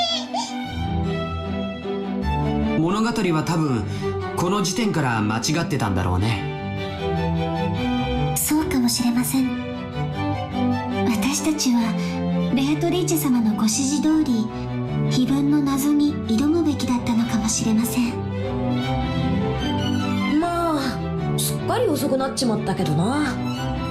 今からでも再挑戦するってことで魔女様には許してもらおうぜ。ささ、碑文の謎に挑戦してみよう。なになに、懐かしき故郷を貫く鮎の川。As Maria put her notebook on the table and opened to the page where the epitaph was written, everyone peered closely at it and had fun and lively discussion as they started guessing this and that about the riddle. Surrounded by the smell of the black tea and the freshly baked vanilla cookies, they spent the time comfortably and happy. Okay, the music's dying down. Is this the end? ちょっと待てよ、お前ら。Viewers suspiciously quiet. What do you have to say, Valor? Valor said, in a tone that ruined the mood. His expression looked a little unhappy. What could he not like about all this fun? お前ら、さっきから聞いてりゃ、何を思考停止してんだ？なんで魔女の仕業ってことで決まってんだよ。Knew it! そんなのあるわけねえじゃねえかよ。With just those words, the happy atmosphere of the tea party disappeared in no time at all. George and Jessica, and Shannon and Cannon, and Maria, all of them stared blankly, wondering why Balor was saying such weird things. Even the foolish and arrogant Balor noticed he had said the wrong thing. だって、明らかに人間には無理な事件だったじゃないか。そうだぜ。どの事件も人間には無理なことばかり。そうですよね。だって人間じゃ説明がつかないことばかりじゃないですか。バトラ様が何を言い出すのか僕にはわかりません。お前たちこそ何を口々に言い出すのかさっぱりだぜ。 Why is it getting creepy? This is an after party, right? こんなの人間が起こした事件に決まってるじゃねえかよ。魔女なんているわけねえだろ。じゃあ私が倉庫の中で殺されてた時、顔の半分をひどいことにされていましたが、あれは人間が犯人ならどう再現するというのですか？ Okay, I'm going to use the restroom real quick, because this is leading up to something very intriguing, but I need to pee right now. そりゃまあどうやったらあんまひでえことができるのかちょっと想像はつかねえけどよ。でもあそこはバラ庭園の倉庫だぜ。きっと中に妙な道具とかがいくらでもあっただろう。わかんねえけどよ。例えば電の子とかグラインダーとか、そんな電動工具でも使ったのかもしれねえじゃないか。それはじゃあバトラー、じい様が密室の書斎から消え去っていたのはどう説明するんだよ。扉は封印されていたのに、じい様は忽然と消え去ってたぜ。その話は劇中でも出ただろう。じい様が何らかの方法を使えばレシートをごまかすことは不可能じゃない。あるいは窓から出て、あるいは落ちて、夏日おばさんが窓を内側から施錠した可能性もある。 I still want the answer as to why Ava put the receipt in the door. I don't think she ever said why she did that. 別に魔法を使わなくたって他にもいくつか手は思いつくだろうぜ。それはそうだけどよ。ならバトラ君、僕の母さんたちが客室の中で殺されていたのはどう説明するんだい？扉には鍵もチェーンもかかってた。無論窓もね。どうやって人間に母さんたちを殺せたって言うんだい？まあ確かにそのトリックは劇中でも保留になったままだったな。とにかく犯人は鍵だけは持ってる可能性が高いからな。チェーンに許される程度の扉の隙間は確保できたわけだ。非常に苦しい話だが、その隙間から何かの仕掛けを施した可能性はあり得るな。いや、あるいはその隙間から何かを出したとか。確かにチェーンってのはえらいシンプルだが、密室を構成するでかい要素だな。だが密室トリックなんておよそやり尽くされてるんだ。そこいらの書店で密室ミステリーを数冊買ってくりゃ、どうせビンゴなトリックが見つかるだろうぜ。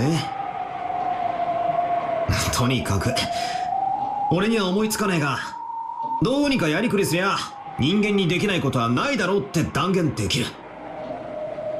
それはひどい暴論じゃないかい？説明できないのに人間に可能だと断言できるなんてめちゃめちゃだよ。何がどうめちゃめちゃなんだよ。兄貴たちは何を思考停止してんだよ。一見できなさそうに見えてもどうせできるんだよ。それがお約束ってもんだろうが。めちゃめちゃなのはバトラの方だぜ。人間にできるってんなら説明してみろよ。できねえだろ？できなきゃすぐに犯人は魔女ってことで落ち着くのかよ。その論法で言っちまったら世界中の未解決事件は全部魔女が犯人ってことで決着しちまうぞ。バトラは問題をすり替えてるし何も説明してない。マリアたちは人間にはできない。だから人間じゃない存在が犯人。それが魔女だとそう言っている。なのにバトラは説明できないけど魔女はありえないとか一方的な決めつけで言ってる。まるで無知な時代の人類のようだね。地球が回ってるはずがない。説明はできないけど宇宙が地球を中心に回ってるんだと言い張る愚か者のよう。なんだか気に入らねえ論法だが。つまりお前らはこう言いたいのかよ。人間に可能だと説明できないなら反ベアトリーチェであることを受け入れろってことかよ。That kind of argument kind of pisses me off. So, this is basically what you're trying to say. If I can't explain how a human could do it, then I must accept that the culprit is the witch? Beatrice? そこまで押し付けているわけではありません。ただバトラ様が何を根拠にそのような世まい事を言い出すのかと思いまして。世まい事ってReckoning. なあ、俺ってさっきからそんなに変なこと言ってるか？おかしいのは俺なのか？さっきからえれ不愉快だぞ。バトラ様、僕は自分が死んだ時ボイラー室で存在しないはずの19人目に殺されています。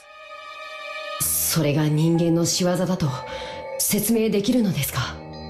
This is already not an after party like Higurashi. あの時18人の所在は全員がはっきりしていました。にもかかわらず僕は殺されている。その件も劇中で言ってるぜ。例えば熊沢のばあちゃんだ。カノン君がボイラー室に降りてからすぐ後を追ったと言ってるが、実は嘘かもしれねえ。一緒にボイラー室に入って不意をついてぶっすり行っちまったのかもしれねえ。あるいはボイラー室に踏み込むと何かのトラップが発動して例のアイスピックが打ち込まれるように仕掛けられていたのかもしれない。何しろ焼却炉からはじいさまの遺体の悪臭だ。必ず誰かがやってくるわけだから仕掛けだけ施せば犯人はその場を離れカノン君の死亡時刻にアリバイを作ることは十分できる。ボイラー室のトラップってどんなのですか？そうだよ。あの後すぐみんながボイラー室に駆けつけた。でもそんな変な仕掛けは見つけられなかったじゃないか。さようです。バトラ様、どんな仕掛けで僕は殺されたというのですか？いや、それはわからねえ。でもとにかく何かの仕掛けをうまくやってたな。あるいは誰かが嘘をついて。こうも考えられるぜ。そもそもあれはカノン君の自作自演だったとかな。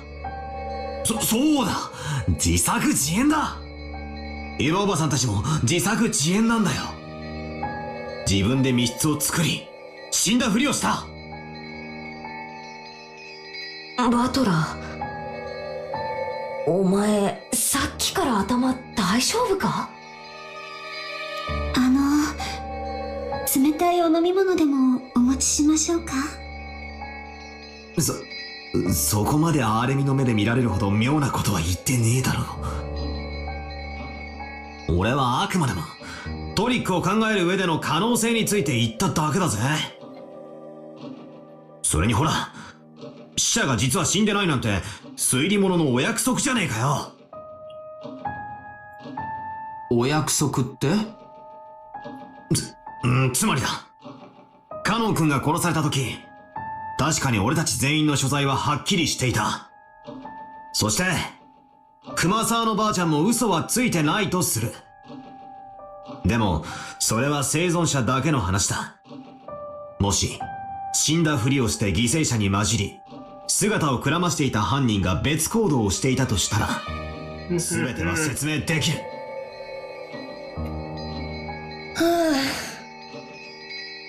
つまりエヴァおばさんたちが犯人だと言いたいわけか？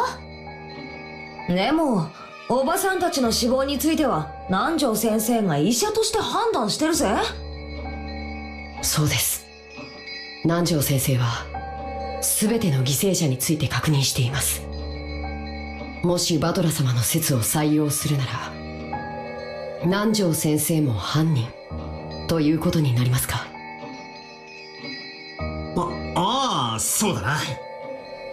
南條先生が犯人の一味で嘘の死亡宣告をしていたかもしれないと考えりゃ話は変わってくるぜ。ほら、これも推理物のお約束じゃねえかよ。でも南條先生も殺されたよ。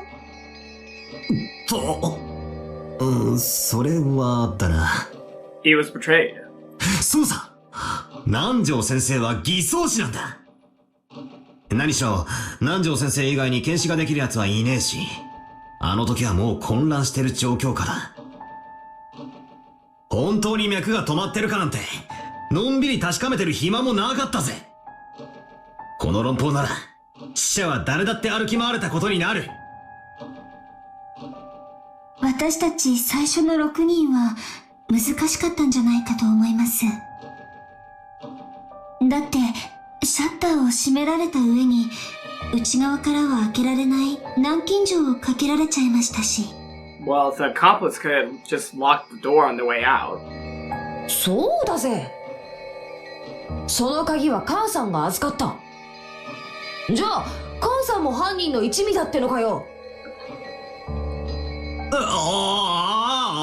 いやいや、最初の6人は無理そうだが、エヴァおばさんたちは外から鍵をかけただけだろ。なら内側から開けられるし。そうさ、俺たちが部屋を出た後、窓から飛び出してボイラー室に先回りしたとか。苦しいか？あるいは南條先生も検視を誤ったとかな。ほら、自分でも言ってたぜ。検視は誤審率が高いとかって。うまく偽装したとか、身代わり死体を用意したとかで死をごまかしたんだ。方法やトリックはこれから考えるとして、とにかく19人目を否定することはそう難しいことじゃないんだ。ましてや魔女？それだけは断じてありえない。バトラがさっきからなんで堅くなにみんなの中に犯人がいるようにしたいのかわかんない。つまりバトラは親族の誰かを疑いたいんだよね。そういうわけじゃねえ。ただ安易に19人目を肯定はできねえし、仮にいたとしてもそれは人間だって見地から話を構築すべきであって、それら全部を否定しきった最後の最後で苦し紛れに出てくるのが魔女だろって話をしたいんだ。魔女なんているわけないだろ。なんでさっきからみんなは魔女が犯人ってことでひょいひょい納得したがるんだ。そりゃ身内に殺人犯がいると思いたくねえ家族愛は立派さ。でもそれでごまかしちまっていいのかよ。あれだけ大勢を殺した憎き犯人を見つけ出したいとは思わねえのかよ。兄貴だって両親の仇を見つけたいだろ。ジェシカだってカノン君の仇を、そしてカノン君だってシャノンちゃんの仇を見つけたいだろ。シャノンちゃんだって自分を殺したのが誰なのか知りたいはずだ。なんでこうパーンと全面降伏して魔女が犯人ってことになっちまうんだよ。お前らさっきから何なんだ。 The foolish and short-tempered battler tried to force his ignorance on the others by yelling at them. However, everyone just looked at him pityingly, silently watching over him. Then, the wise Maria laughed, and pointed out Battler's mistake for him.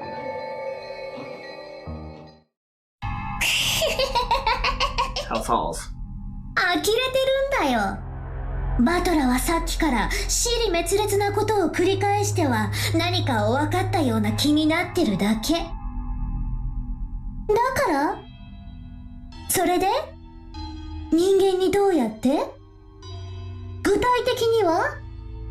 そう聞くと決まってバトラーは今は思いつかないけどとか何かの仕掛けでとか抽象的な言葉で逃げたりお茶を濁したり。In Balor's defense, they didn't really have time to investigate, all the dead bodies. They didn't really have time to investigate, so I'm not going to totally dismiss Balor just from how he can't explain things because they didn't really look at the scenes that closely. むしろ知りたいよバトラー。どうしてベアトリーチェを信じないの？いるのにどうして？いねえからだよ。魔女なんかいねえ。いるわけがねえ。 He was almost like a stubborn child, refusing for no reason. The pitying gazes quietly blanketed Battler, but they didn't reach his stubborn heart. まるっきりだだっこのわがままだぜ。バトラ様、お気持ちはわかりますが。ベアトリーチェ様はいらっしゃるのです。バトラ君、どうして信じないんだい？これほどまでに状況証拠は揃ってるのに。説明できなきゃ全て魔女なんて俺はそんな論法は認めねえ。どうして電球が明るくなるのか、仕掛けを知らなきゃ全て魔法ってことになるのか。違うだろ。魔法じゃなきゃ説明がつかないことなど存在しない。魔女だの魔法だのってのは思考の放棄だ。兄貴たちはわからねえ事件に屈服して降参しただけなんだ。そうだろ。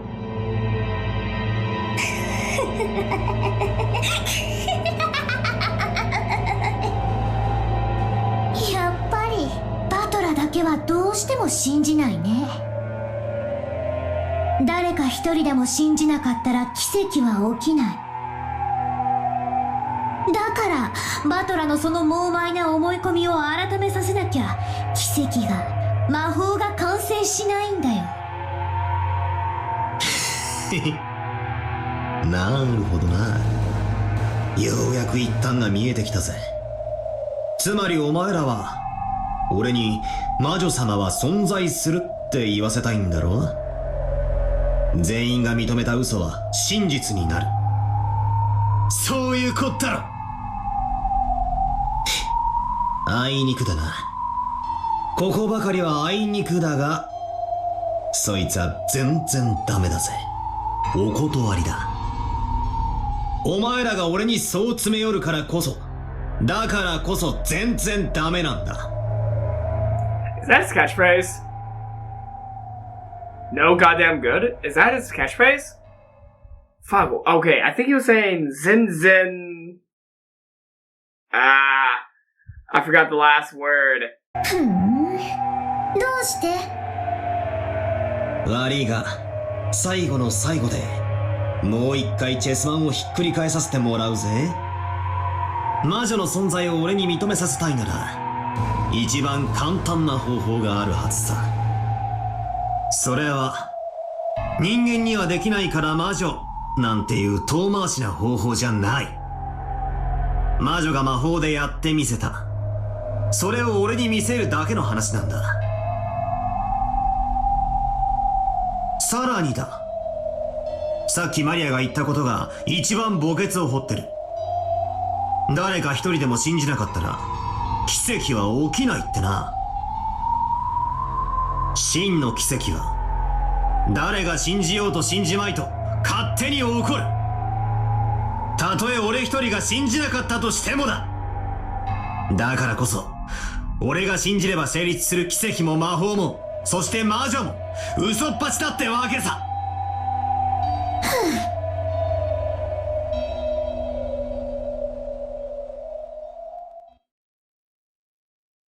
The uneasy mood following Battler's ignorant rant was thoughtfully blown away by a very refreshing and light laugh.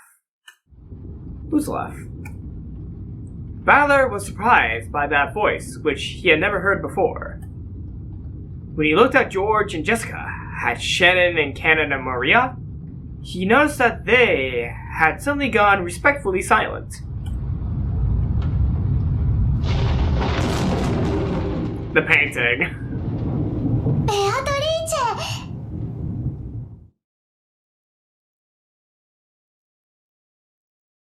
Okay, I've seen images of her. But I didn't expect her to come in this early. Okay, I've seen images of her, so I knew she had a physical form, because you can't avoid images of Beatrice. But I thought she was like Answer Arc. Like she was coming into Answer Arcs, not fucking in the after party. Yoi. Organ Short, number 600 million, C minor. 久しぶりに愉快な人間に出会えたものよ。お前誰だ？招かれた茶会のホストも知らぬか。よいよい。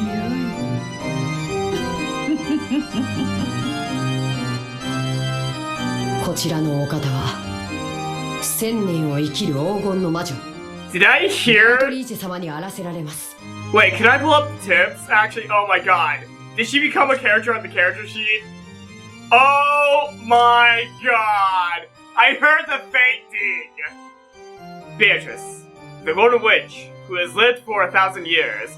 She has already surpassed the limits of humans, and it is said that she will appear in response to a human summons, just as demons do, to lend them her power for a price.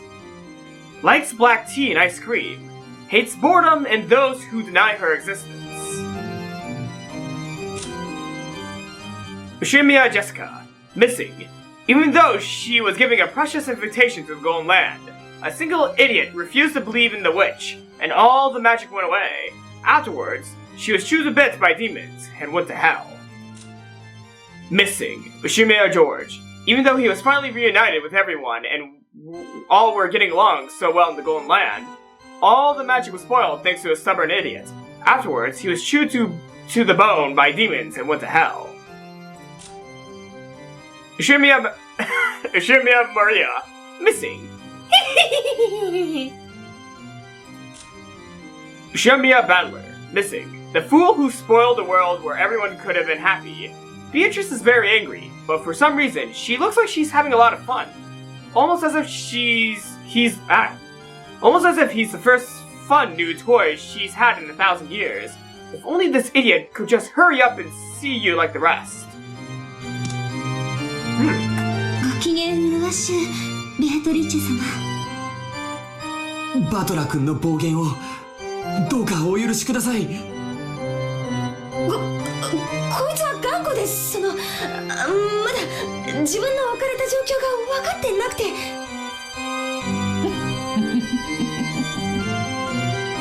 よいよい。1000年も生きると大抵の魔女は生き飽きる。そなたのような気骨ある男も時にはよい。ベアトリーチェがお姿を現してくれるのはとても光栄なことだよ、バトラー。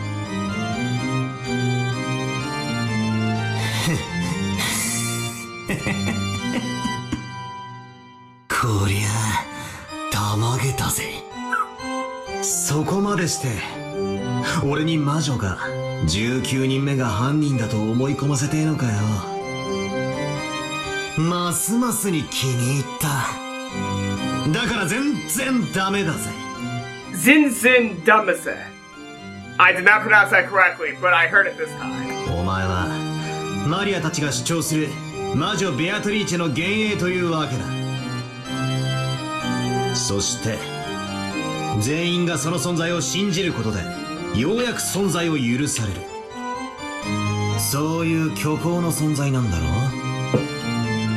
う。だから俺にも信じさせたい。俺だけが信じないから存在できない。そうなんだろう。魔に通じぬ凡夫の分際にしては理解力は悪くない。なるほど。どうやらそなたは生まれながらにして魔力に強い抵抗力を持つらしいな。我ら魔女の天敵。どう逆さに振るってみせようとも決して我らを信じない。だから魔法が及ばない。お前のその態度にも納得がいこうというものよ。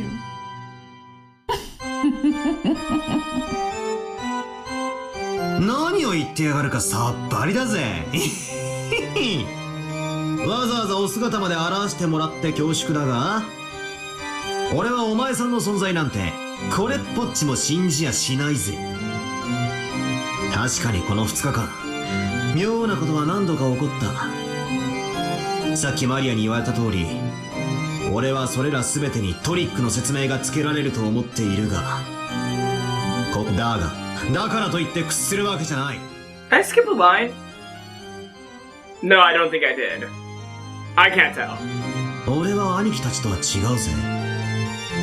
説明できないから魔女の仕業だなんて論法には絶対ならねえぜ。ますますに気に入ったぞ。お前は屈服させがいがある。Oh. お前のような男にこそ我が名をたたえさせてみせたいぞ。お前のような男にこそつま先にキスをさせてみたいものよ。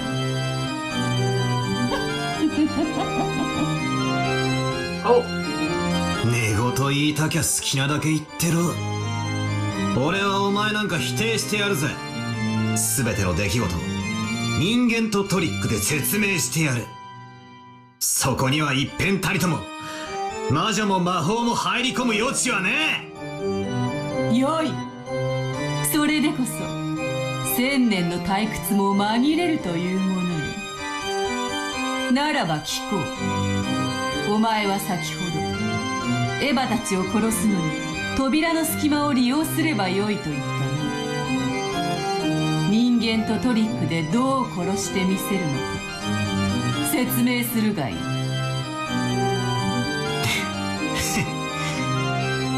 いきなり一番辛いところから切り込んできやがったな。ってことはこのトリックが一番の自信作ってことなんだろ。真犯人さんよ。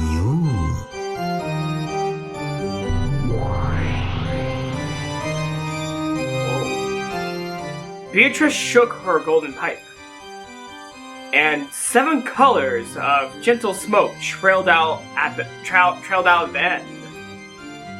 The smoke quickly obscured the surroundings, and they were suddenly in the hallway of the mansion.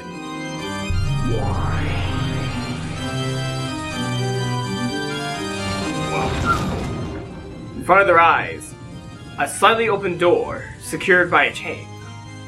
Yes, it was the entrance to the room where Ava and Hideyoshi had been killed. 便利じゃねえかよ。さて、このわずかな隙間からどうして見せるのか、バトラ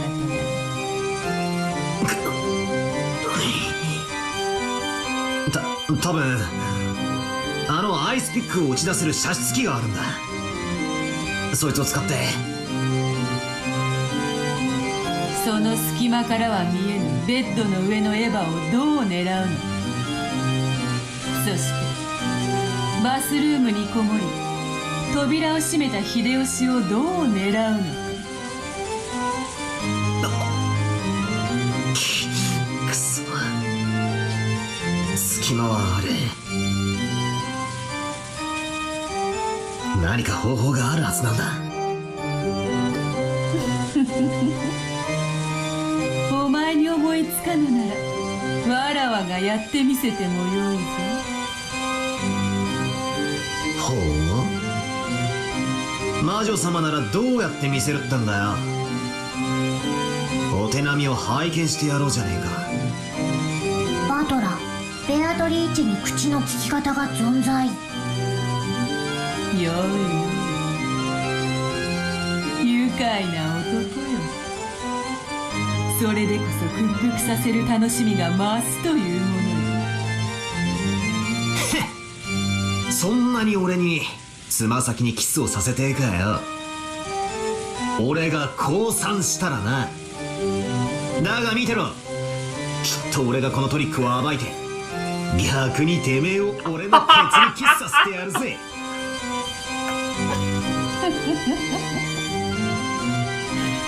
愉快な男よ。覚えておこうぞ、その約束。弱き魔女は力を得るために悪魔の尻にキスをする。それを超える屈服の誓いはないからな。そこまで言わせたからこそわらわはお前を屈服させてみたくなる。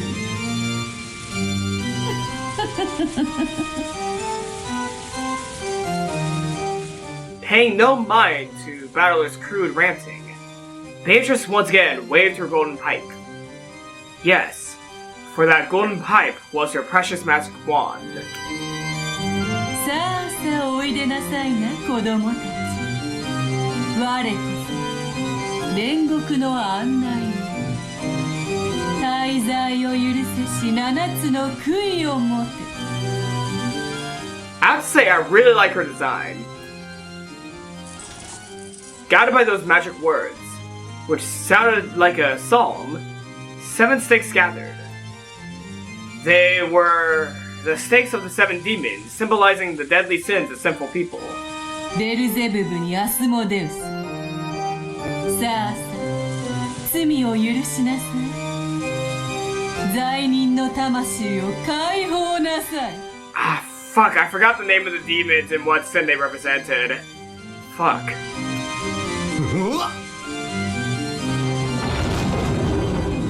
The stakes of Beelzebub and Asmodeus responded to Beatrice's call. The 2 demonic stakes burst into motion like billiard balls struck by a cue, and were sucked in through the crack of the door. Then came the sound of them deflecting repeatedly off the walls of the room, making a sound like a woodpecker. And finally, a pleasant sound could be heard.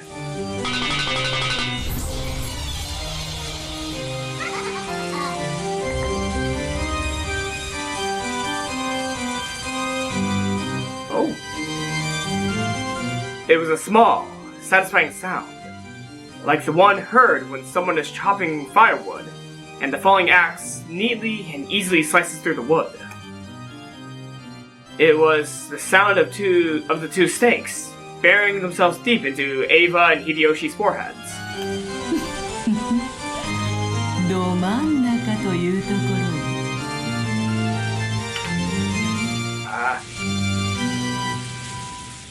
My ear was burning. I'm sorry, everyone. My ear was burning. 見てみるか。they had definitely heard two sounds like someone's forehead being split open. Balor wasn't permitted to see it, since he was on the other side of the door. But those two had died again, and this second time, they lay not an inch apart from where they had lain the last time, with the exact same blood sprays before. バカ野郎。そんなめちゃくちゃで殺せてたまるかよ。殺せるとも。このように殺せるとも。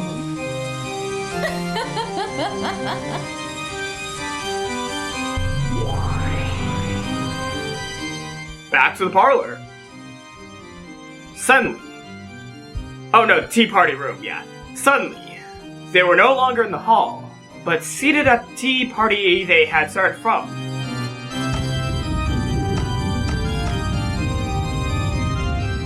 Everyone but Balor was sitting meekly, but Kennen was moaning, fresh blood dangling from his mouth. Such bad manners for a tea party. Satan's stake was buried deep into Cannon's chest.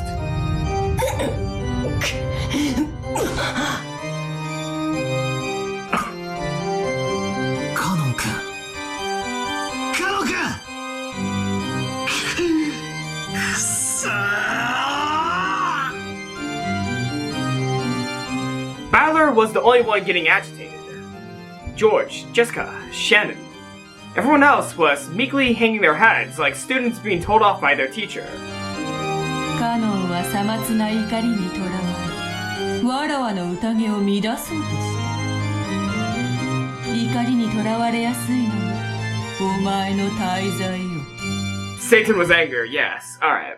清め、悔いてやり直すがいい。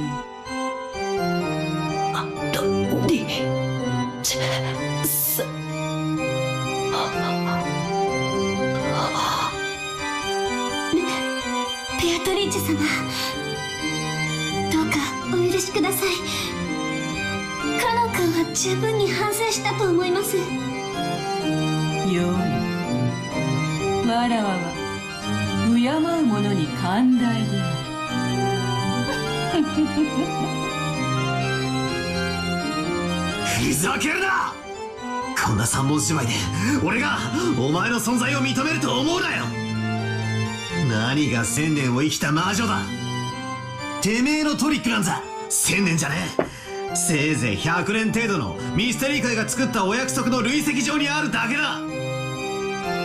魔法なんかじゃねえ。断じてねえ。事件の全ては人間とトリックで説明がつく。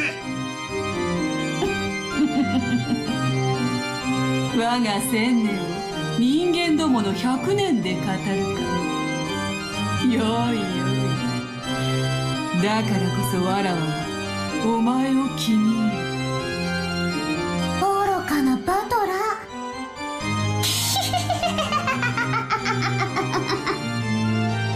ー。よすんだバトラ君。ベアトリーチェ様に逆らっちゃいけない。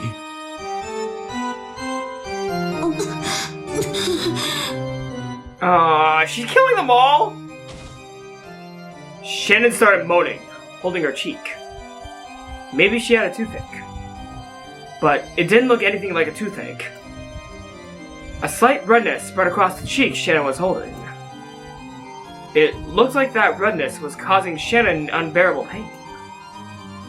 She started to press her nails into her cheek, and drops of sweat appeared all over her body. Shadow! Shadow! Come on! Really? しっかり。どうしたってんだよ。くそ、なんなんだこりゃ。この赤いのは。It expanded rapidly, covering half of Shannon's face. Then, the stupid dunce battler finally realized. 頼むバトラ君。ベアトリーチェ様を信じてくれ。故障だから。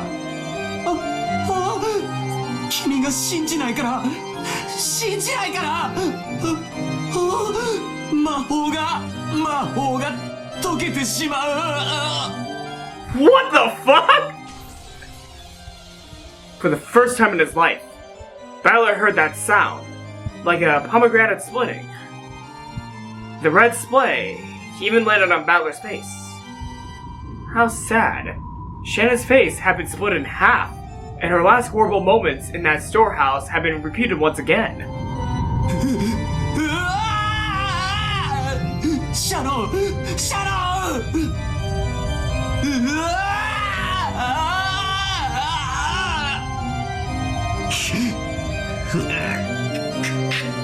くそくそやめろ Am I smiling? I think I'm smiling. I'm not intending to smile, but I am kind of smiling like a moron right now. シャを恥ずかしめるなシャを恥ずかしめるな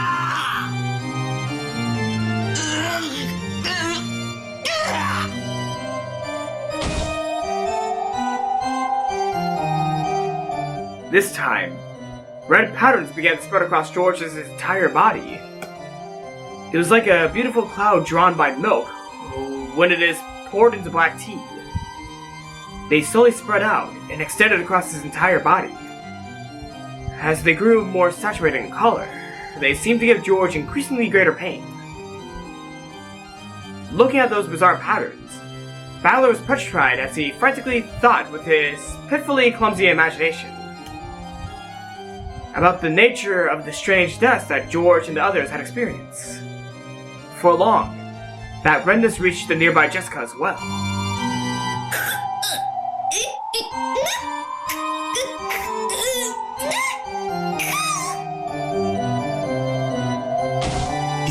Yamero! 兄貴が何をしたジェシカが何をしたもうやめろ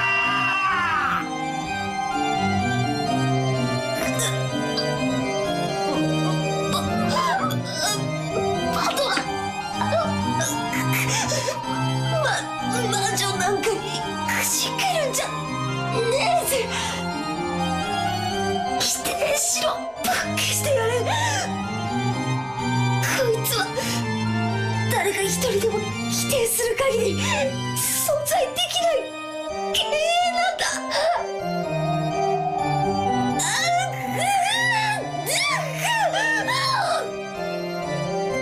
大丈夫かジェシカ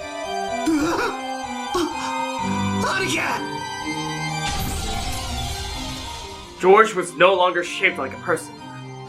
He looked like a pile of leftover meat after the good, delicious meat had been scraped off to be cooked. The only traces left of his time as a human were the shape of his lower jaw and ribcage. And it was clear that Jessica, who was covered with a steadily strengthening redness, was approaching the same fate. The redness covered over Maria, and she's like, well, time to go again. バトラー早くベアトリーチェを信じてじゃないとみんなの魔法が解けてしまうマリアお前も全身にわらわは魔法で全ての死者をよみがえらせるでもお前が信じない限りそれは真の力を持たぬもっともお前ほどの男がこの程度のことで屈服することはある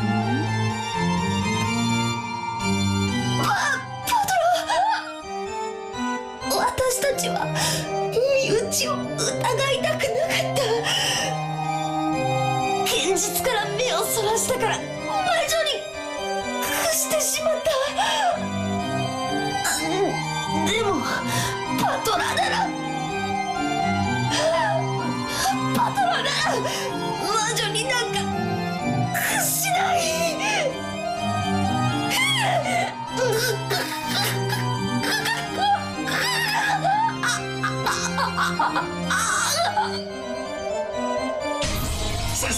ジェシカ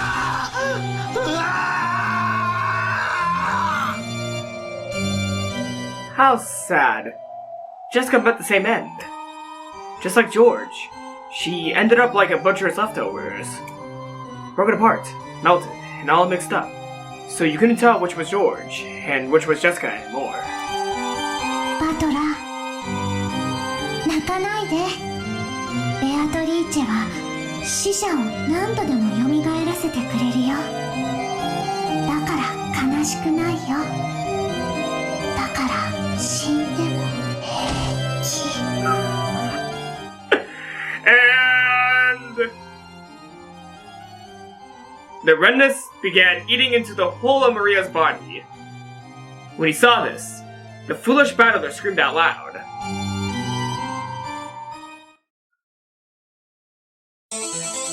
てめえは許さねえ。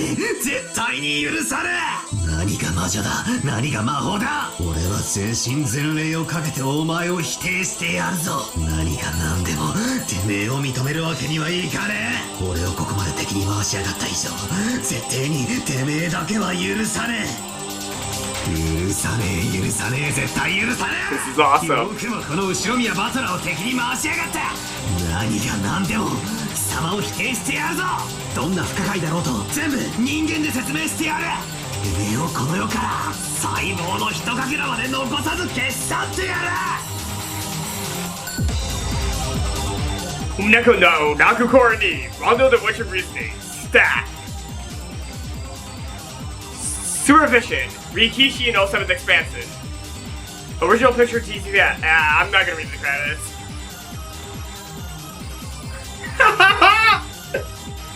I love it. I love it.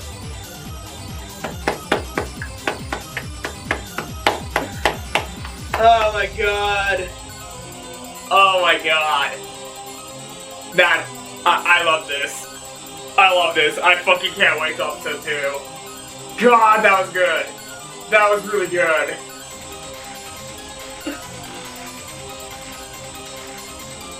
Holy fuck.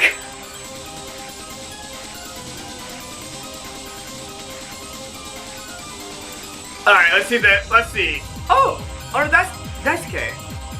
Oh! Alright. Alright, I'm gonna see.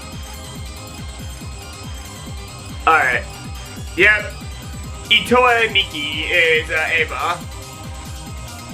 Alright. Alright, Yui, Maria. I'm only saying the voice actors I recognize. There's not too many I recognize just yet.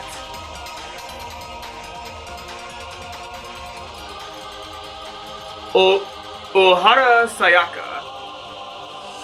Hmm? Who's? Lambda Delta? Lambda Delta? Who's that? Who's that? I just... Who's that?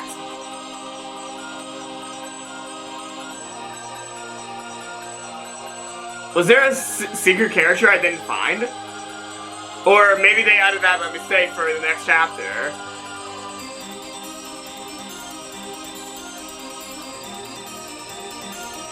Either way, this is a fucking kick-ass song. I guess I should talk a little bit about my thoughts on episode 1, and this is a strong beginning to a game series.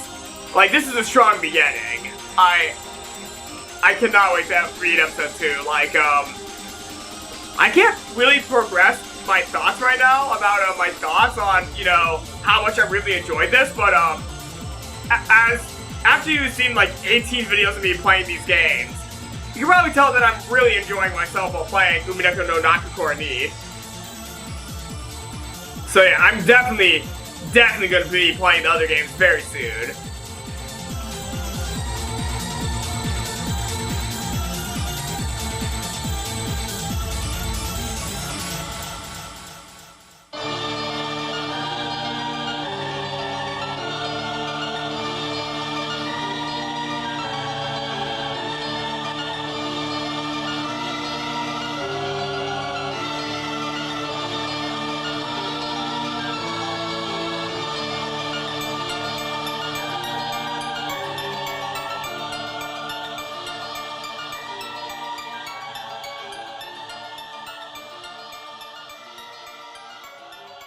Umineko no Naku Korni. Rondo the Witch and Reasoning. Fuck yeah. Fuck yeah, that was awesome. Okay, I thought the after party was gonna be like the, after parties in Higurashi, but no. It was a lot different than I thought. Holy fuck. Are we gonna go back to the... よくぞ言ったぞ、バトラとやら。Oh, after credits. それでこそ、我が千年の退屈も紛れるというもの。さあ、説明するがいい。人間とトリックとやらで説明してみせるがいい。そして人間の身の程を知るがいい。我が千年を人間どもが気づいたとかいう100年で太刀打ちできるか試してみるがいい。それでこそお前を屈服させる楽しみが増すというものよ。さあ聞こう、バトラとやら。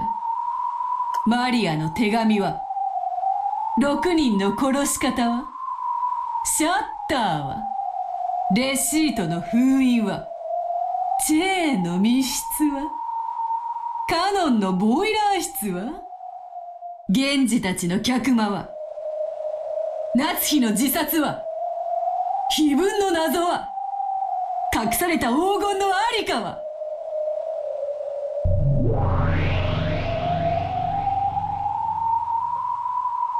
さあバトラとやら、人間の力を見せてもらおうではないか。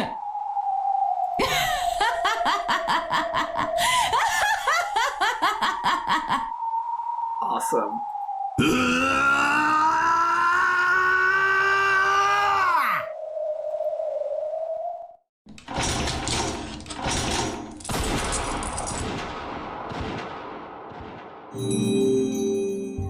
Alright. New elements added. Question marks have been added. The new elements may be accessed from the title screen. Question mark? Question marks? What are these question marks? Alright. I'm gonna have to check out these question marks before I end this video. You know what? Before these question marks, let's see what the picture box and music box are. Oh, it's the pictures of the, screenshots of what happened in the game. Lovely. Lovely. Very lovely. Bodies being discovered. Natsi holding the gun. Ava with her fan. The portrait of Beatrice. Secrets. Intriguing. And I can guess what the music box is. It's the soundtrack. Yes, it's definitely the soundtrack. No. Yeah! Nah, I shouldn't play Golden Slaughter right now. I should probably get to the question marks. Alright. Welcome to the Tea Party of the Unhuman. I don't know what this means, so here we go. Ooh. Wormhole. Organ short 600,000. Organ shorts number 600. I couldn't read the rest of the name in time. 古今のありとあらゆる名茶を披露しようぜ。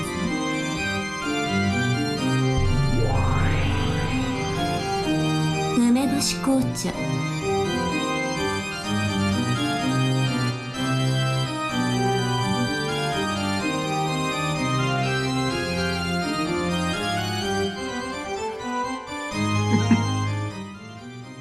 I wonder who this could be, Rikishi. I wonder who this could be. 梅干しは1パック200円のやつよ。It's the same voice actor. It's the same voice actor. This is definitely... Wait, why is she even here? Wait, why is she here? Why are you here, Rika?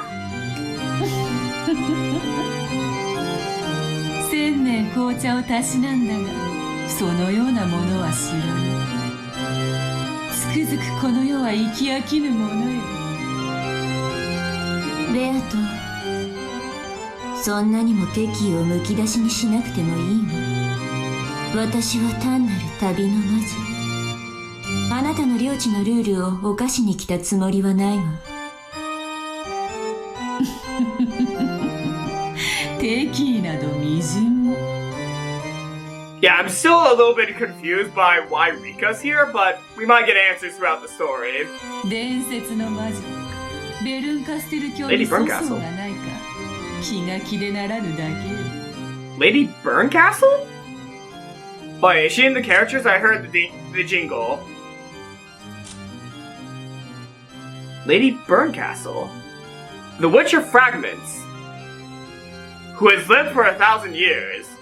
It is said that she lives in a world where concepts like fate and possibility can be made visible, observes the fate of humans, and sometimes interferes.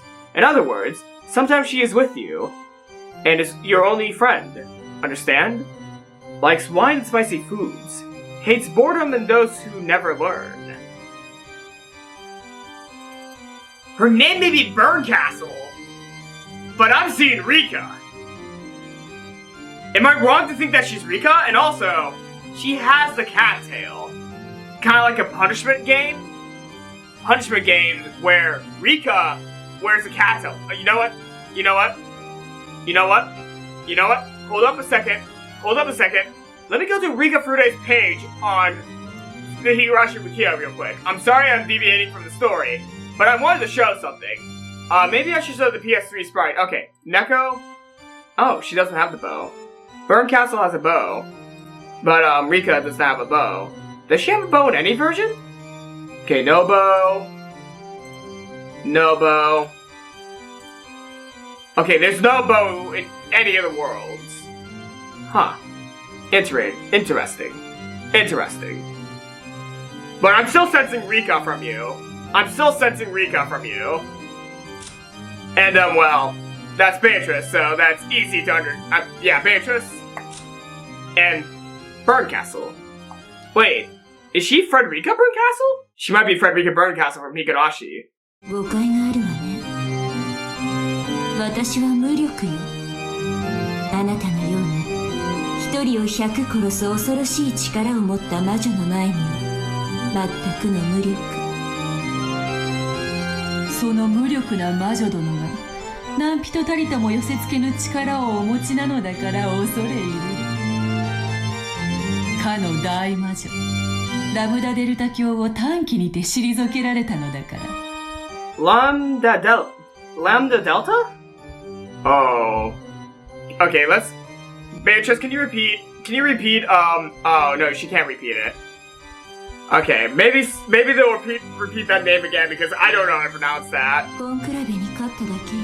Okay, I think now I can hear the pronunciation. その無力な魔女殿が何人たりとも寄せ付けぬ力をお持ちなのだから恐れ入る。かの大魔女ラムダデルタ教を短期にて退けられたのだから。Lamdelta? Someone in the comments section will definitely correct me. あの子が飽きただけのこと。ラムダデルタ教はそうは言ってなかったがな。Lambda Delta. 過ぎた謙遜はかえって醜くもあるぞ、ベルンカステル教。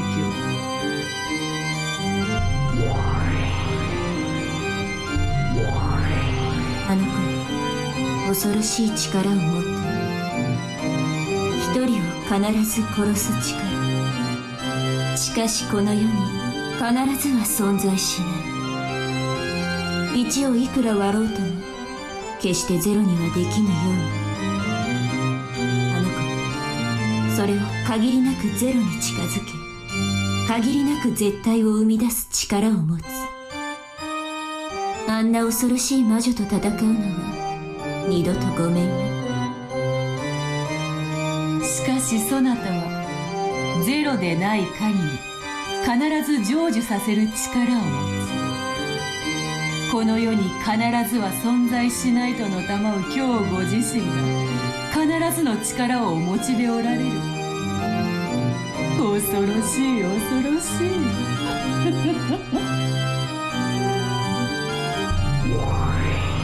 人を無限に殺す力。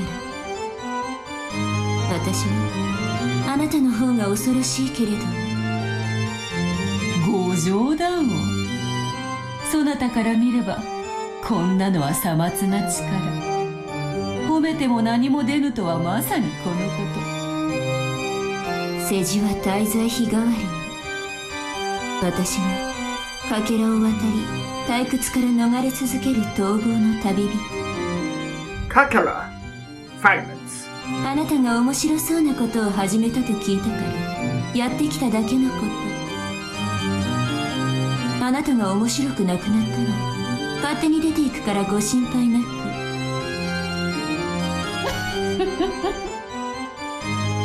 大ベルンカステル教にご降覧いただけ、このベアトリーチェ強烈至極に存じるぞ。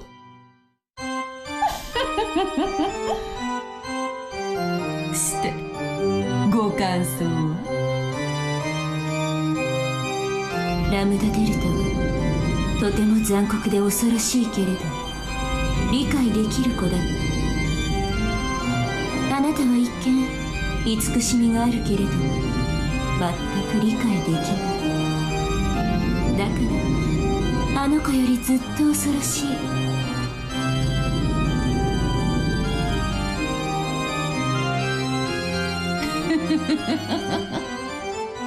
気まぐれなのは我が性。許すがいい。それに気まぐれなる妻の目に運命を託すはベルンカステル教も好まれることだったのでは。私は財を振るときはっきりと出したい目がある。あなたとは違う。でもあなたにとってはすべての目があなたの手のひらを出ない。 When you roll the dice, you clearly want to get what when you roll the dice? What do you want? Burn Castle? そしてどの目であってもあなたの期待を裏切らない。サイコロが何の目を見せようとも必ずあなたは満足する。その意味においてあなたは私をはるかに凌駕する。あなたとだけは戦いたくないわ。あなたの中にはゼロしかない。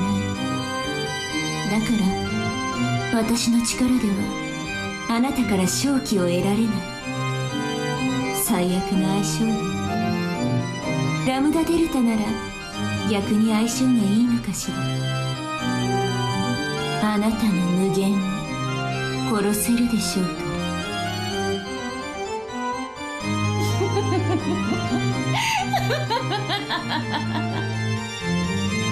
やはり紅茶を飲むなら魔女とに限る。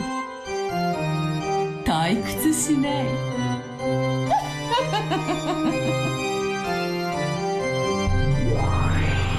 ならよかったわ。退屈は私を殺す唯一の毒なの。だから私を殺さないでね。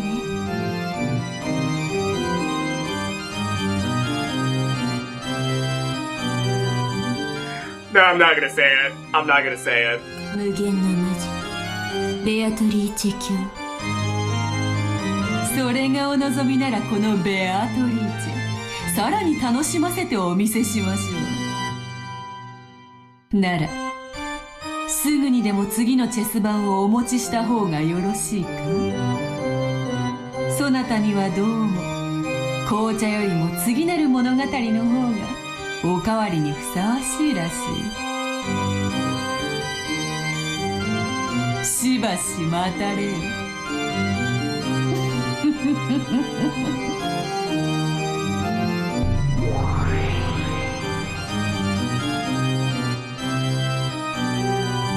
あなたも厄介なのに好かれたようね。力を貸してあげたいのは山々だけれど聞いての通りあの子の力と私の力では相性が悪いの。Are you talking to me? Are you talking to me? おあいにくね。でもさすがに気の毒だから少しだけ力を貸してあげるわ。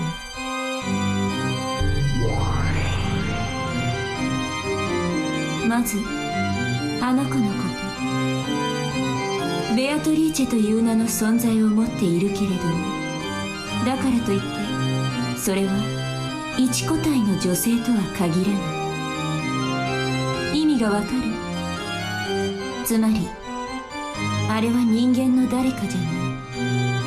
この世界のルールが擬人化した存在だということ。あの子を倒すにはこの世界のルールを暴き、それを解きほぐさなければならない。それは例えるなら、ルールを知らないチェスを観戦しながら学んでいくようなもの。まずはチェス盤を見渡しなさい。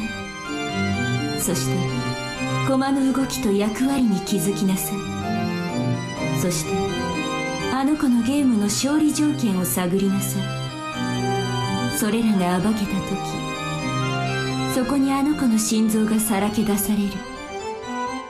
あとは引き裂くも握りつぶすも思いのまま。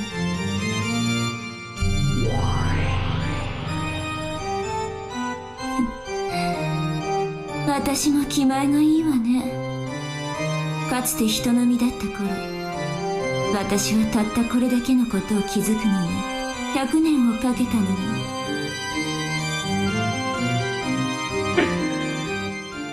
You know, I'm really happy that I'm playing Higurashi. Well, I am playing Higurashi at the time of filming this. I probably am still releasing Higurashi episodes as these episodes are airing, so, yeah, I haven't yet gone to Matsuri Bayashi, but, I've seen the anime, so I can understand most of Rika's story. Though, I might be missing a few details from the visual novels, but I can definitely understand what she's talking about right now as Burn Castle.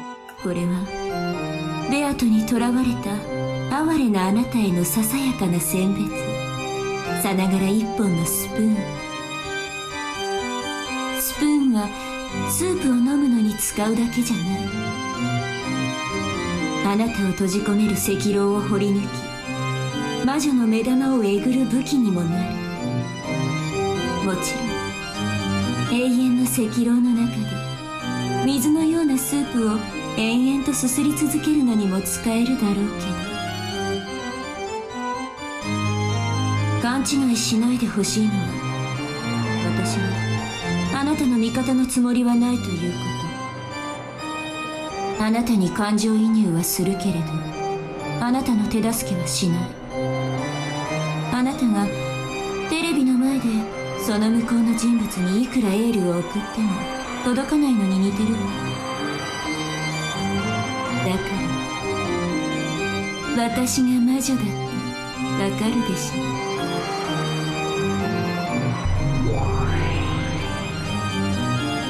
私はベアトがこれから紡ぐ無限の物語を飽きるまで楽しむつもり。でもきっとそれじゃ飽きちゃうから。だからあなたに力を貸すの。私が飽きないために。私は世界で一番残酷な魔女なの。どんな相手でも絶対に屈服させる。無限の魔女ベアトリーチェであっても、お前は私の駒よ。せいぜい頑張りなさい。あの子の目を盗んで時折助言を与えるわ。私を退屈させないでね。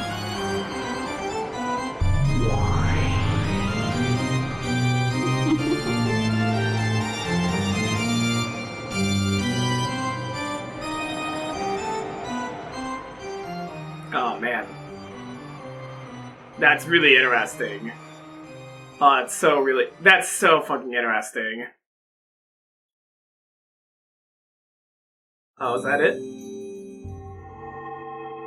New game board added. The next episode has been unlocked. New elements added. The new elements may be accessed from the title screen.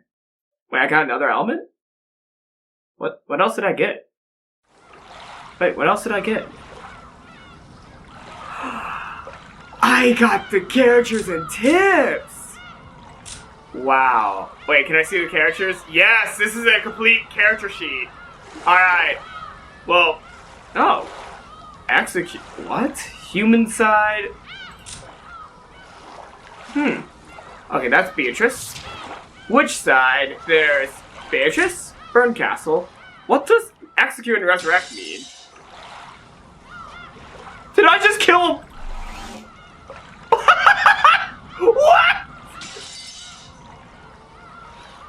What? Burn Castle. By continuing to think, I live on for all eternity. In other words, if I stop thinking, I can die at any time. However, I can revive whenever I want if I start thinking again. So I'm fickle and inconstant. I live as I like. I die as I like. Revive as I like. Alright, I'm reviving you. I like you. I like you, so you're gonna stay alive. But you? It is futile for a human like you yourself to dream of killing me. Even if you fire bullets at me, they will merely bounce back as though by a mirror and strike you down. However, there is one way to kill me. You grasp this method in the palm of your hand. I doubt a mediocre fool like you could ever do it, of course. Hee. Cackle, cackle, cackle. Alright, I'm gonna leave you, like that. And now it's time to kill you. It's now time to kill your human. Okay, it's the same. So I'm gonna resurrect you as a human. And, for the hell of it, I'm gonna kill Cross.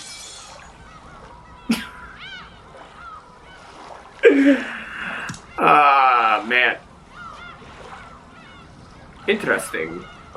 Anyways, yeah. Is there gonna be any new tips? Oh. Interesting. Which is score sheet? Oh, this is how everyone died. Alright, I don't need it. You know what? Since it's getting pretty late, I'm not gonna read the tips in this episode. I'm definitely gonna begin episode 2 by reading every tip before I begin episode 2. But I'm just gonna end this episode without reading the tips at all because, it's 11 o'clock right now.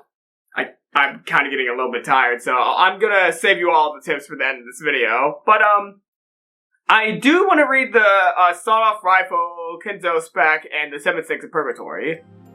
Sawed-off rifle, Kenzo spec. A sawed-off cut-barrel custom version of a certain rifle, which was a popular bestseller during the Wild West.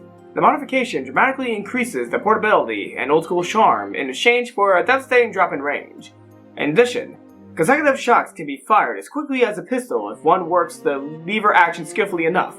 Furthermore, the one-handed rifle reload, made possible by its characteristic lever handle, should be irresistible for any true lover of old westerns.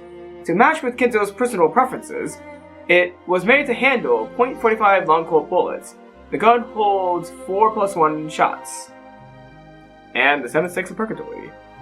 Stakes containing the 7 magics that represent the 7 deadly sins. They bury into the desired location on the target with unparalleled accuracy, following the user's orders. Since they flip out at ultra-high speeds and change the trajectories freely by bouncing off walls and the like, they have no blind spots, and will hit their targets without fail no matter what form of cover they might be hiding behind.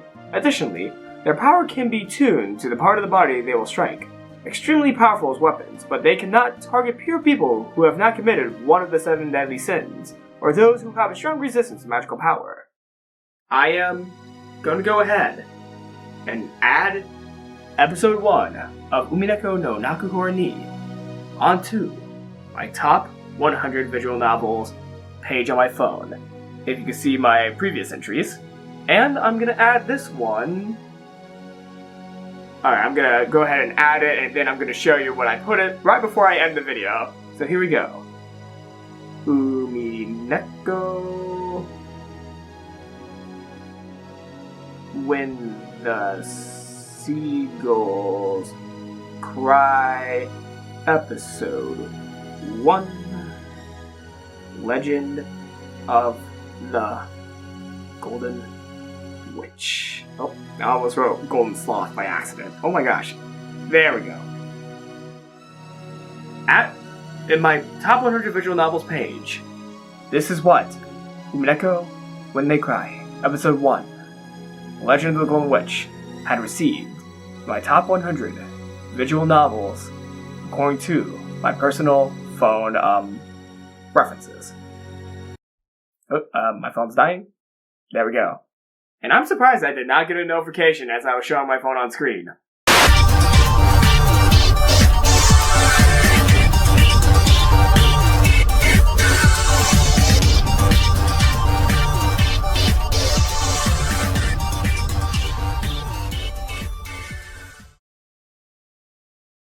Okay.